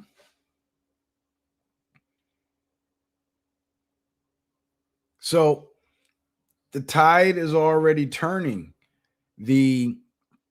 The economic layout of the world is already changing.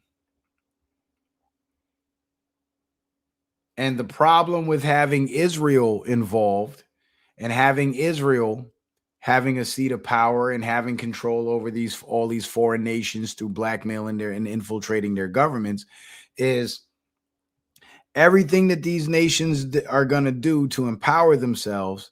These Zionist infiltrators are going to do everything they can to undermine it in order to keep those nations on the Rothschild, what I call the fiat plantation. But once these nations start breaking free of this fiat plantation,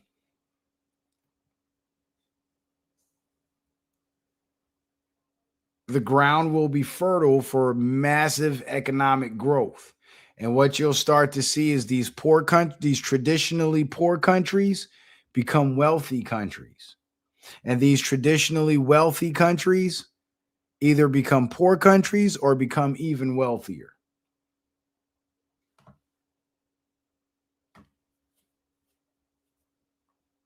That's right, Jason M. Schmidt.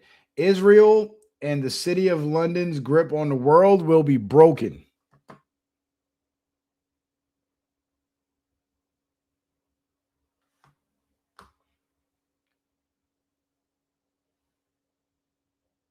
Yeah, Jihad Valentine says why. That's why I ignore a lot of homeless people when they ask me for money. Yeah, me too. Because you can look at them and see, you can look at them and tell which ones are on dope and which ones ain't.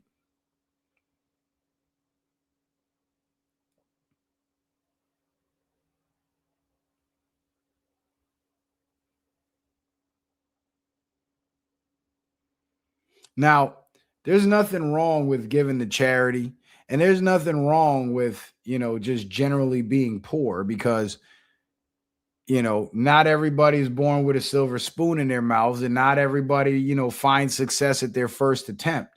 So there's a lot of cases where there's people that are in impoverished situations, but the difference between them, those poor people, and the poor people that I say, fuck them, let them, just leave them to their own devices, is the poor people that are actually taking real steps and making an effort to get themselves out of it, and doing it with the understanding that I'm responsible for me. My financial situation is my responsibility. I have to make different decisions in order to have a different outcome with my finances. And then there's the other poor people who have the bum mentality, who's the majority of poor people. They're literal bums where their lives are shit. They're impoverished because they have not done anything and are not doing anything to change their situation, but rather they'll sit around and blame the whole world and complain about everything, but not make any effort to make anything change. I'll give you an example. This one guy, he was down on his luck. He had lost his job. He was homeless. He lost his place. He was homeless and everything. And he got inspired because he saw the bums panhandling, holding up the signs on the side of the road begging for change. So what he did was he made a sign that said need a job, and he took his last couple of dollars and printed out a bunch of copies of his resume, and he got out there on the street with his need a job sign and started handing out his resume to people. So instead of begging people to give to him, he showed up with something to offer them, which was his resume, which outlined his skills and experience. And within a couple of days, he had a job and he was back on his feet. That's the difference. You see, so both people were in impoverished situations. Both people came up with a plan to get themselves out of that impoverished situation.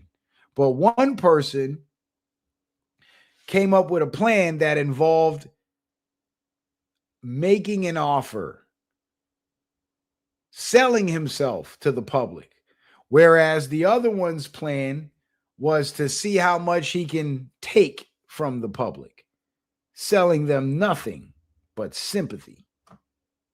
You see the difference? And guess what? The guy with the resume on the corner got a job, got back on his feet, got a roof over his head, living life now. And the guy with the sign that says hungry, please help is still out there with that fucking sign saying hungry, please help.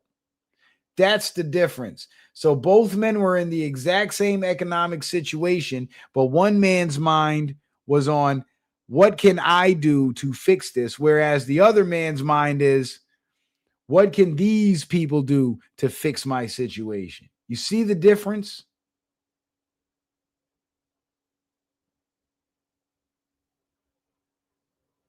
That's the difference.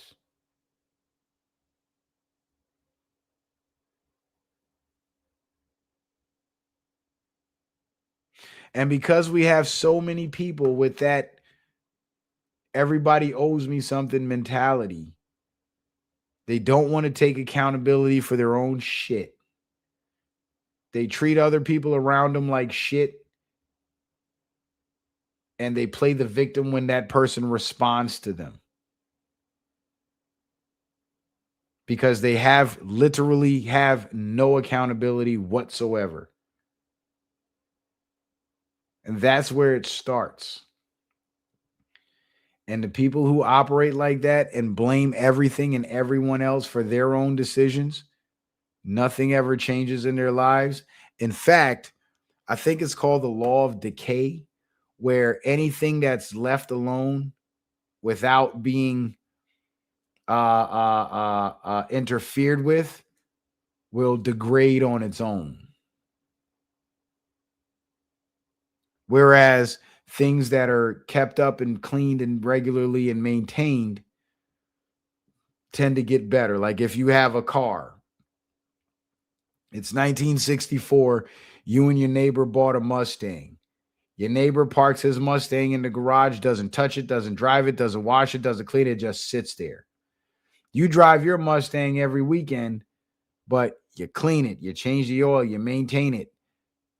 Guess what? The Mustang that's being driven is going to last longer than the one sitting in the garage, because the one sitting in the garage, the parts are going to deteriorate and age, and the one that's being driven and constantly being maintained, as those parts break down, they'll be replaced and the car will last longer. So every day that goes by where you do nothing to improve your own situation and improve your own life, you're literally making your life worse by default.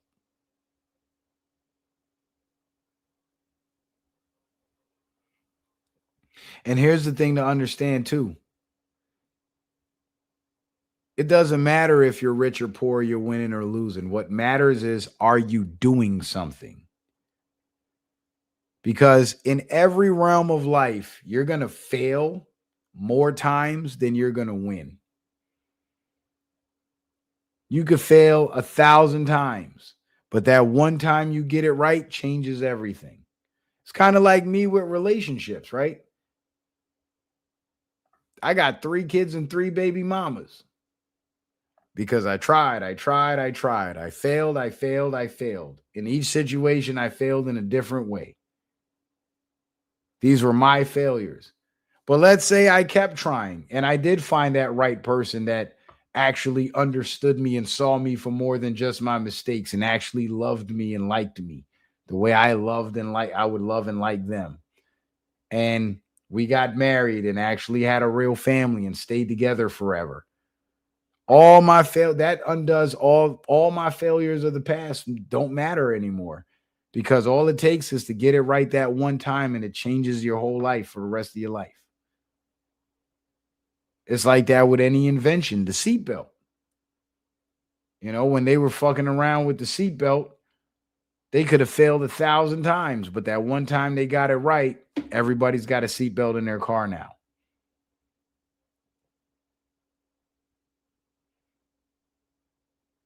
So don't let your failures discourage you from trying, is the point. And a lot of people do that. They try and they fail and then they just give up and they go back to what's comfortable instead of trying again.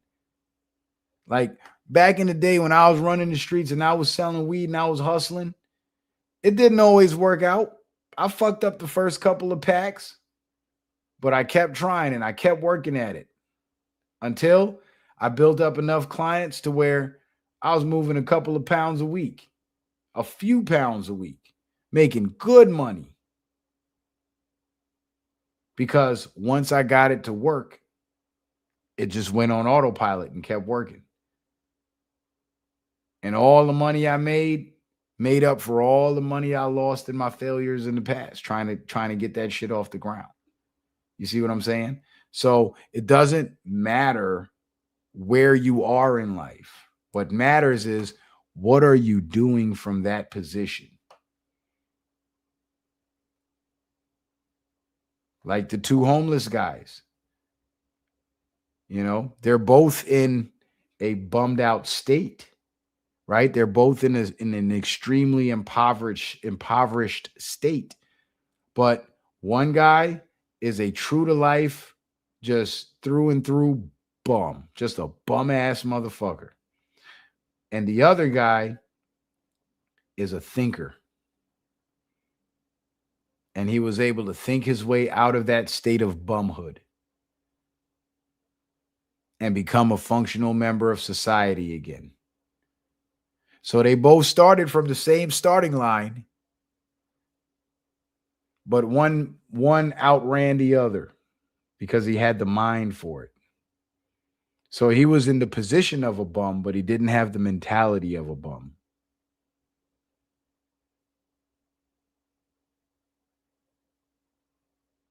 You know, it's like certain people deserve your help. Like the newest contractor that I just hired, right? Young kid. He's like 23. He reminds me of myself when I was his age. I could see the hunger in him when I first met him. And I was like, you know what? This is just what I need. I need a young cat that's got strength in his body that I can steal his youth and put a lot of money in his pocket, put some money in my pocket and relax a little bit. And I could tell, you know, of course he's got a wife, he's got 2 kids, young family. And I could tell that, you know, he wasn't where he wanted to be financially. He wasn't broke and he probably wasn't struggling too tough, but he looks like he, you know, like where I was when I was his age. He had his up seasons, he had his down seasons. But what he needed was more revenue coming in the up seasons so he can, you know, finance his way through the down seasons. And I decided to give him a shot because I called him to do a job for me. He came out, he did the job. And this was all done remotely. I hadn't even met the kid, you know, but he did the job without asking any questions, got it done right. I paid him. And the next time I had work, I called him again. And when I finally met him in person, I saw that stray dog in him that I got in me. You know what I'm saying? And I was like, I'm gonna put you on, bro. Keep my number. And whenever your phone rings and I'm calling you or you get a text message and it's from me, it's about some money. And then I asked him, I said, how much do you need to make a day to meet your, you know, to meet your obligations on a weekly basis? And he told me I need to make $100 a day. I said, nah. You double that Whatever you think you need as your baseline on a daily basis as pay, you double it. And here's why. Because if realistically your baseline is $500 a week, $100 a day for 5 days a week, you make your goal $200 a day. So that way, every day you go to work with the $200 goal in mind, you're going to surpass that $100 mark every single time. So you take whatever your minimum is, you double that, and you work towards double of your minimum. And before you know it, you're going to be surpassing that. And guess what? Since he's been working with me, he came in the game. He came to the table saying, I only need to make 500 a week. He came to the table with me. Now he makes 700 in 2 days. Fucking with me.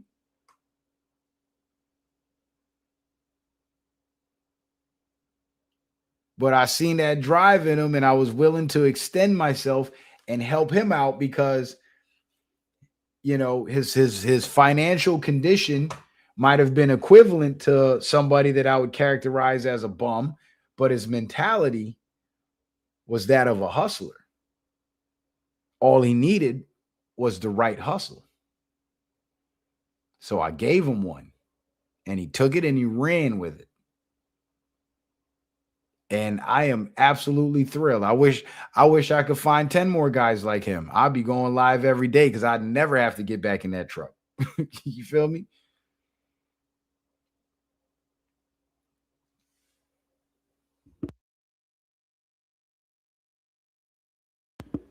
So when I say things like everybody don't deserve your help and everybody don't want your help, there are certain, you have to be selective about who you choose to help. And when it comes to people you associate with, right? And I don't even know how I got on this topic, but I'm gonna just keep going. When it comes to people out, because I was actually gonna save this for the money talks, but we could touch on it. When it comes to the people that you surround yourself with, that's another important factor to take into consideration. Because if you, damn it, I'm losing my train of thought. Fuck. Hold on. Maybe if I rewind back, I could figure out what I was going to say. The people that you surround yourself with, because I was actually going to save this for the money talk. And when it comes to people you associate with, right? And I don't even know how I got on this. Okay. So I still don't remember, but I'll try to pick it up where I left off. When it comes to the people that you associate with, yes, it came back to me. And the people that you allow into your personal life, you have to enter into every relationship, whether it's a friendship or a romantic relationship, with not a selfish mentality, but without forgetting your own best interests, right? And it's like this. You might think that, well, let me say this. I have a personal policy. My personal policy when it comes to forming friendships and relationships with people is make it count. And what I mean by that is the most valuable thing that you have is your time and your attention, because those are the two things that when you spend them, you don't get them back. So if you're going to have a relationship with someone, whether it be a romantic relationship or a friendship, any type of personal relationship with anybody, you are committing to giving this person some of your time and some of your attention, the two most valuable things that you own in life. So I tend to associate with people where it counts. So if I'm going to pay this person my time and my attention, in giving them my time and my attention, they'll eventually gain access to my resources, which means I will become an asset to them. So in exchange, they have to provide me with something that I need in my life that benefits me, whether it be good advice, but or on a romantic level, whether it be the affection that I need or the love that I want or the validation or whatever the case may be, right? Sex, whatever. But if it's just an empty relationship where it's this bum motherfucker that always need help, always need money, never got nothing to offer, you can't call them to help you do shit because they always busy for some reason. It's funny how broke motherfuckers is always busy. Ain't that, don't that bug you out? Like, you broke, fuck you busy doing? You ain't busy making no money, you know? Then you're not making it count. It's like those guys that chase women around, you know, women that they're romantically interested in. Take this girl on 50,000 dates, buy her 50,000 dinners, 6 whole months. She won't even let you look at her. You know what I'm saying? Much yet hold your hand, give you a kiss, or touch your dick. She won't do nothing. You know what you're doing? You know what that man's doing to himself? He thinks he's impressing her. He thinks he's winning her over. When in reality, he's allowing himself to be used because he's sacrificing his time, he's sacrificing his attention, and he's allowing her access to his resources, and he's getting nothing in return. He's not making it count. But let's say this is a woman that maybe it's not your girl, but it's some chick that you just smash from time to time. You know what I'm saying? When you take her out to dinner or you go somewhere with her and you foot the bill and all that, she benefits from that. But, you know, when you need that sexual healing, when you need that, that Marvin, you know what I'm saying? She shows up. When you need her, she comes through. So you've essentially made it count. This person now offers you something that you want, and in return, they get your time, attention, and resources. You have made it count. And that's just one example. Or how about the homeboy that always need a ride somewhere, always need some help with something? You know what I'm saying? But when you need help, he ain't never around. You're being used. If you don't make it count, you're allowing yourself to be used. That's what it boils down to. But let's say it's a homeboy that, he shows up. You got beef, you could call him, he comes. You're moving, you could call him, he comes. You need help with some shit, you can call him, he comes through. And then one day he calls you and says, yo, let me hold 500. I'm short on my rent, whatever. Boom, you'll give it to him. And you won't even look for it back. You know why? Because you made it count. You got $500 worth of, assistance from this person. And guess what? To your homeboy, all that time and attention and energy that he spent helping you, now that he can call you and get a favor, he made it count. It's a win-win situation because both people are operating in the make it count space. But when one person is intending on making it count and the other person just wants to take, that's usury. You're being used now. So with this financial reset and this great revival that's about to happen in the world and all this new technology that's about to come out, that's about to come back, all these new opportunities that are about to arise, like America is exporting drugs to Mexico. Ain't that something? I mean, I call it drugs, but weed. America is exporting weed to Mexico now. And that's just a microcosm of how dramatic the shift is going to be.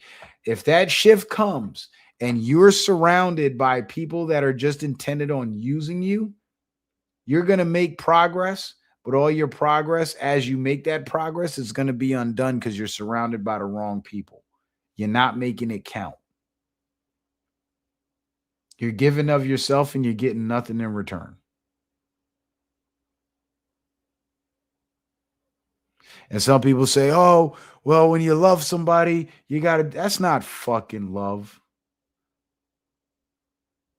That's not love. And the only people on earth that deserve that kind of love with nothing in return is your kids.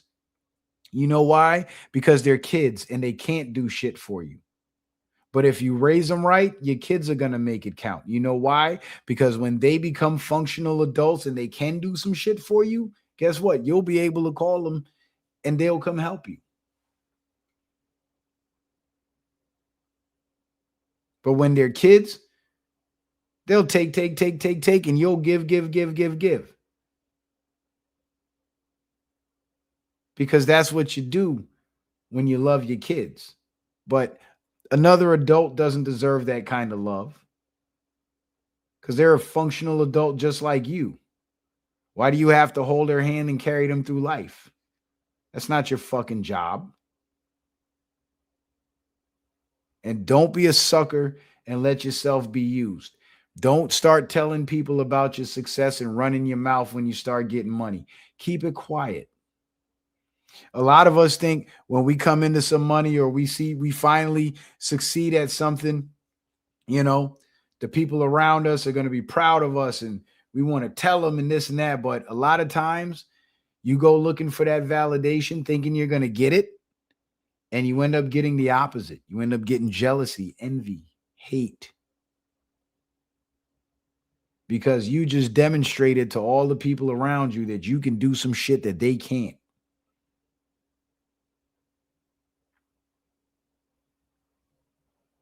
True success is built in silence.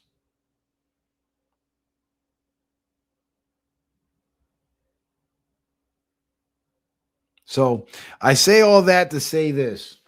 The world is changing. The world that we were born into and grew up in and the system that we grew up under, it's about to be no more. And it's about to be a whole different world. And if we don't learn how to think, how to create, how to innovate, and most importantly, how to choose our circle, all these great things that are happening in the world, all these big changes that are happening, won't have any effect on our lives, and we'll be in the same miserable shit that we've always been in. And nothing will change. So the first thing you have to change is change your mentality, change the way you treat yourself, change the way you choose your circle, and most importantly of all, change the way you view failure. All failure is a lesson. And here's another principle to live by that you have to truly believe in your heart. May the best of your todays be the worst of your tomorrows. Jay-Z said that in a song. And ever since I heard that, it stuck with me. And I've made that come true. Because on my worst days these days, like on my bad weeks, I look at the numbers and I'm like, fell short. But then I think back to a year ago, 2 years ago. I remember hitting that same exact number and being ecstatic about it. Because those were the best times of those todays. When those yesterdays were the todays and I was hitting those numbers, I was happy. Like it was an accomplishment. Now the numbers I'm hitting are so much higher that when I hit those numbers I celebrated a year or two ago, I'm disappointed. You know what that means? That means I've made the best of my todays the worst of my tomorrows. And guess what? The best weeks I have this year are going to be my slow weeks next year. That means constant growth. You just always do better and better and better. Armalef says, I can't stand Jay-Z, man, but I hear you. No, but it's some real shit, though, It's a case of forget the messenger, take the message. You know what I mean? It's helpful. And speaking of that, Jay-Z just did a concert apparently, or the Jay-Z character, and that he was wearing a mask and had the wig on, and it was terrible. It was terrible. Dame Dash cooked him. It was horrible. You could clearly tell that wasn't Jay-Z. Just the way he was moving, the sound of his voice, the rap suck. It was crazy. I couldn't fucking believe it. But anyway, the New World Powers versus the New World Order. The Great Revival versus the Great Reset. Damn, I misspelled great. Oh, shit. I just noticed that shit too. Damn it. Hold on. Let me go fix this. I can't believe I missed the T in great. That was just a typing. That was a typo, though.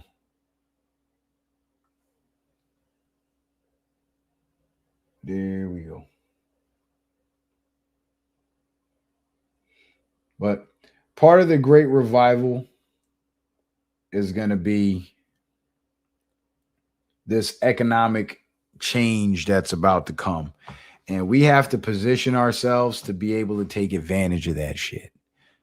You know what I'm saying? Like when COVID came around and the Trump administration was giving out all that government money, a lot of people missed out.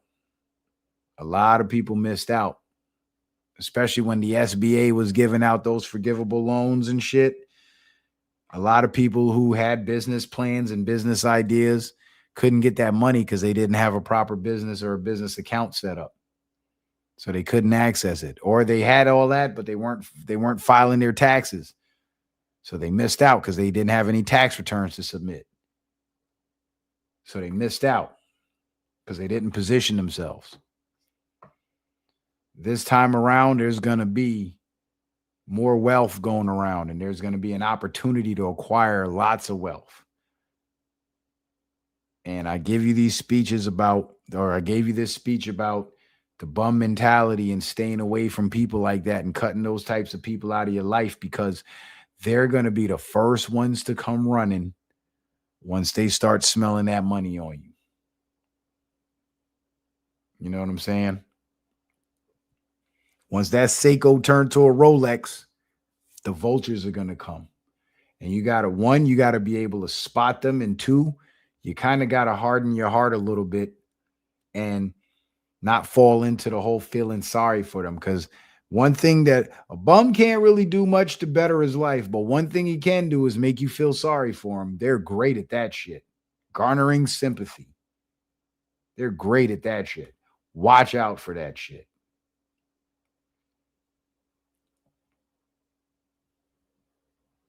Because I want to see you guys win. You know what I mean?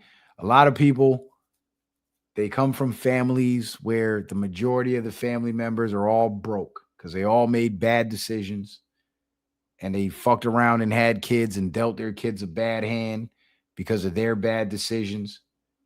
And they literally come from a family of bums. There's a lot of people like that. And out of this family of bums with the bum mentality, there's one or two individuals that actually break out of that shit and break that curse and, you know, find success.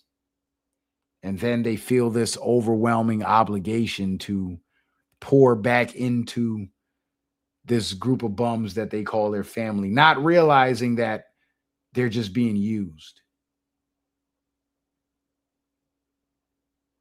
You know, my nephew just had a situation where, you know, he did a side job. Young guy, he's not really, you know, in the world like we are. He ain't grown like that. Made himself a little bit of money, and his mom is a drug addict, and he gave his mom access to his Cash App account somehow. Got his paycheck, deposited his paycheck, and this woman took and spent all this man's money.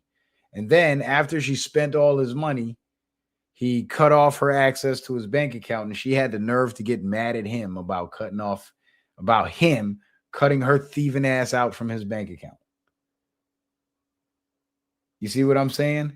That's what happens when you make progress and you try to bring the bums with you. They pull you right back down. So he went from being broke to being paid, but because his mother's a bum and he's got a heart for his mother and he loves his mother and he tried to help his mother, he ended up fucking himself. Now, if he was more cold-hearted like me and was like, fuck that bum bitch, and didn't give her access to his bank account, he would have had his money.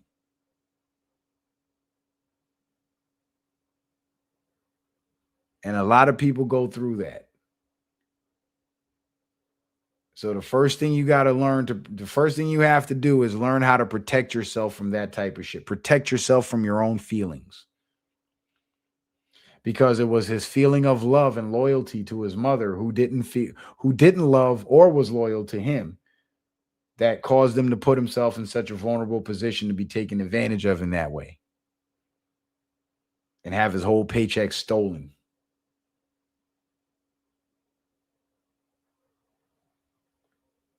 Now, that's a bit of an extreme example, but I'm sure plenty of you guys can think back to like, damn, you know what?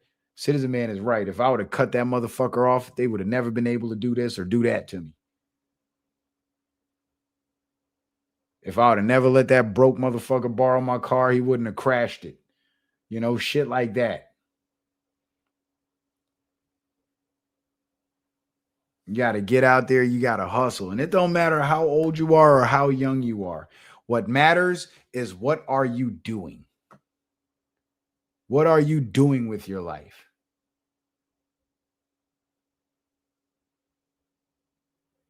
Do you want more for yourself?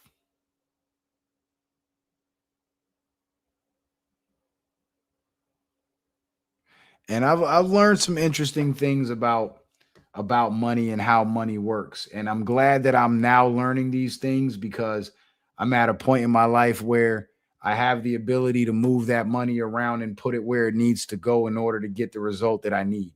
You know what I'm saying? And now that the world is going to take a turn to more towards prosperity for the people rather than prosperity for the elites and punishment for the people, I want to align myself correctly to receive that and know what to do with it when I get it so it doesn't come and get squandered.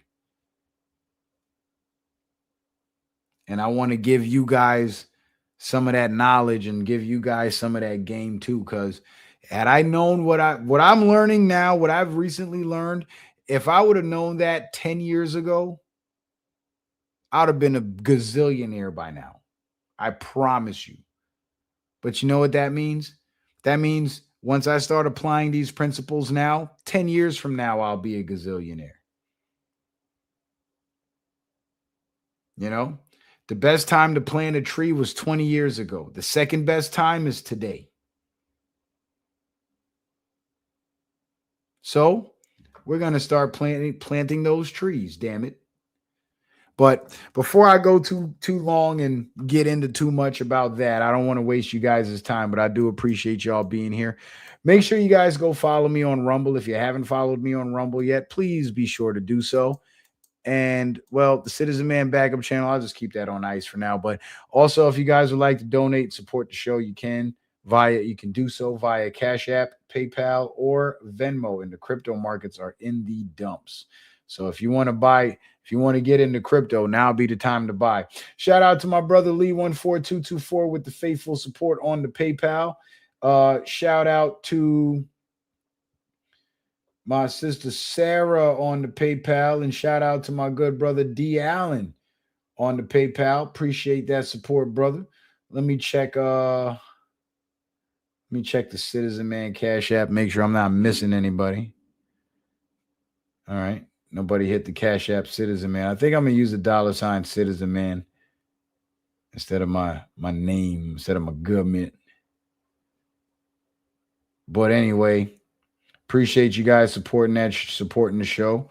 You know, I've been gone for 1,000 years, and I came back and got 3 supporters off the bat. So that's a good sign. That means if I keep going, maybe I'll get 6 more next time, and then 9 more next time. You know what I'm saying? So hopefully we can rebuild. But I'm really passionate about the money talks because we've been taught wrong about how money works. Like we've been taught absolute nonsense about how money works. And when you think back to who taught us about money, it wasn't rich people with a lot of it. So that should have been a red flag in itself. But because we love and trusted these people, we took their word for it, and we ended up not much better than them, if any better than them at all. So it's time to unlearn what it is that we've learned about money and start gaining a different perspective. And the first thing you got to learn about money is your time and your attention is more valuable than it.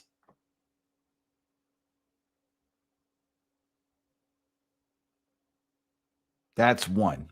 And the second thing you need to learn is we were taught that money, the sole purpose of money is for consumption. What can we buy with it? The sole purpose of money is to make more money. That's how you got to think about it. So instead of when you get a windfall, you get a couple extra dollars in your hand, instead of thinking about what can I buy? What can I purchase with this money? You start thinking about what can I put this money into to generate more money? That's what you got to think. That's how you got to think.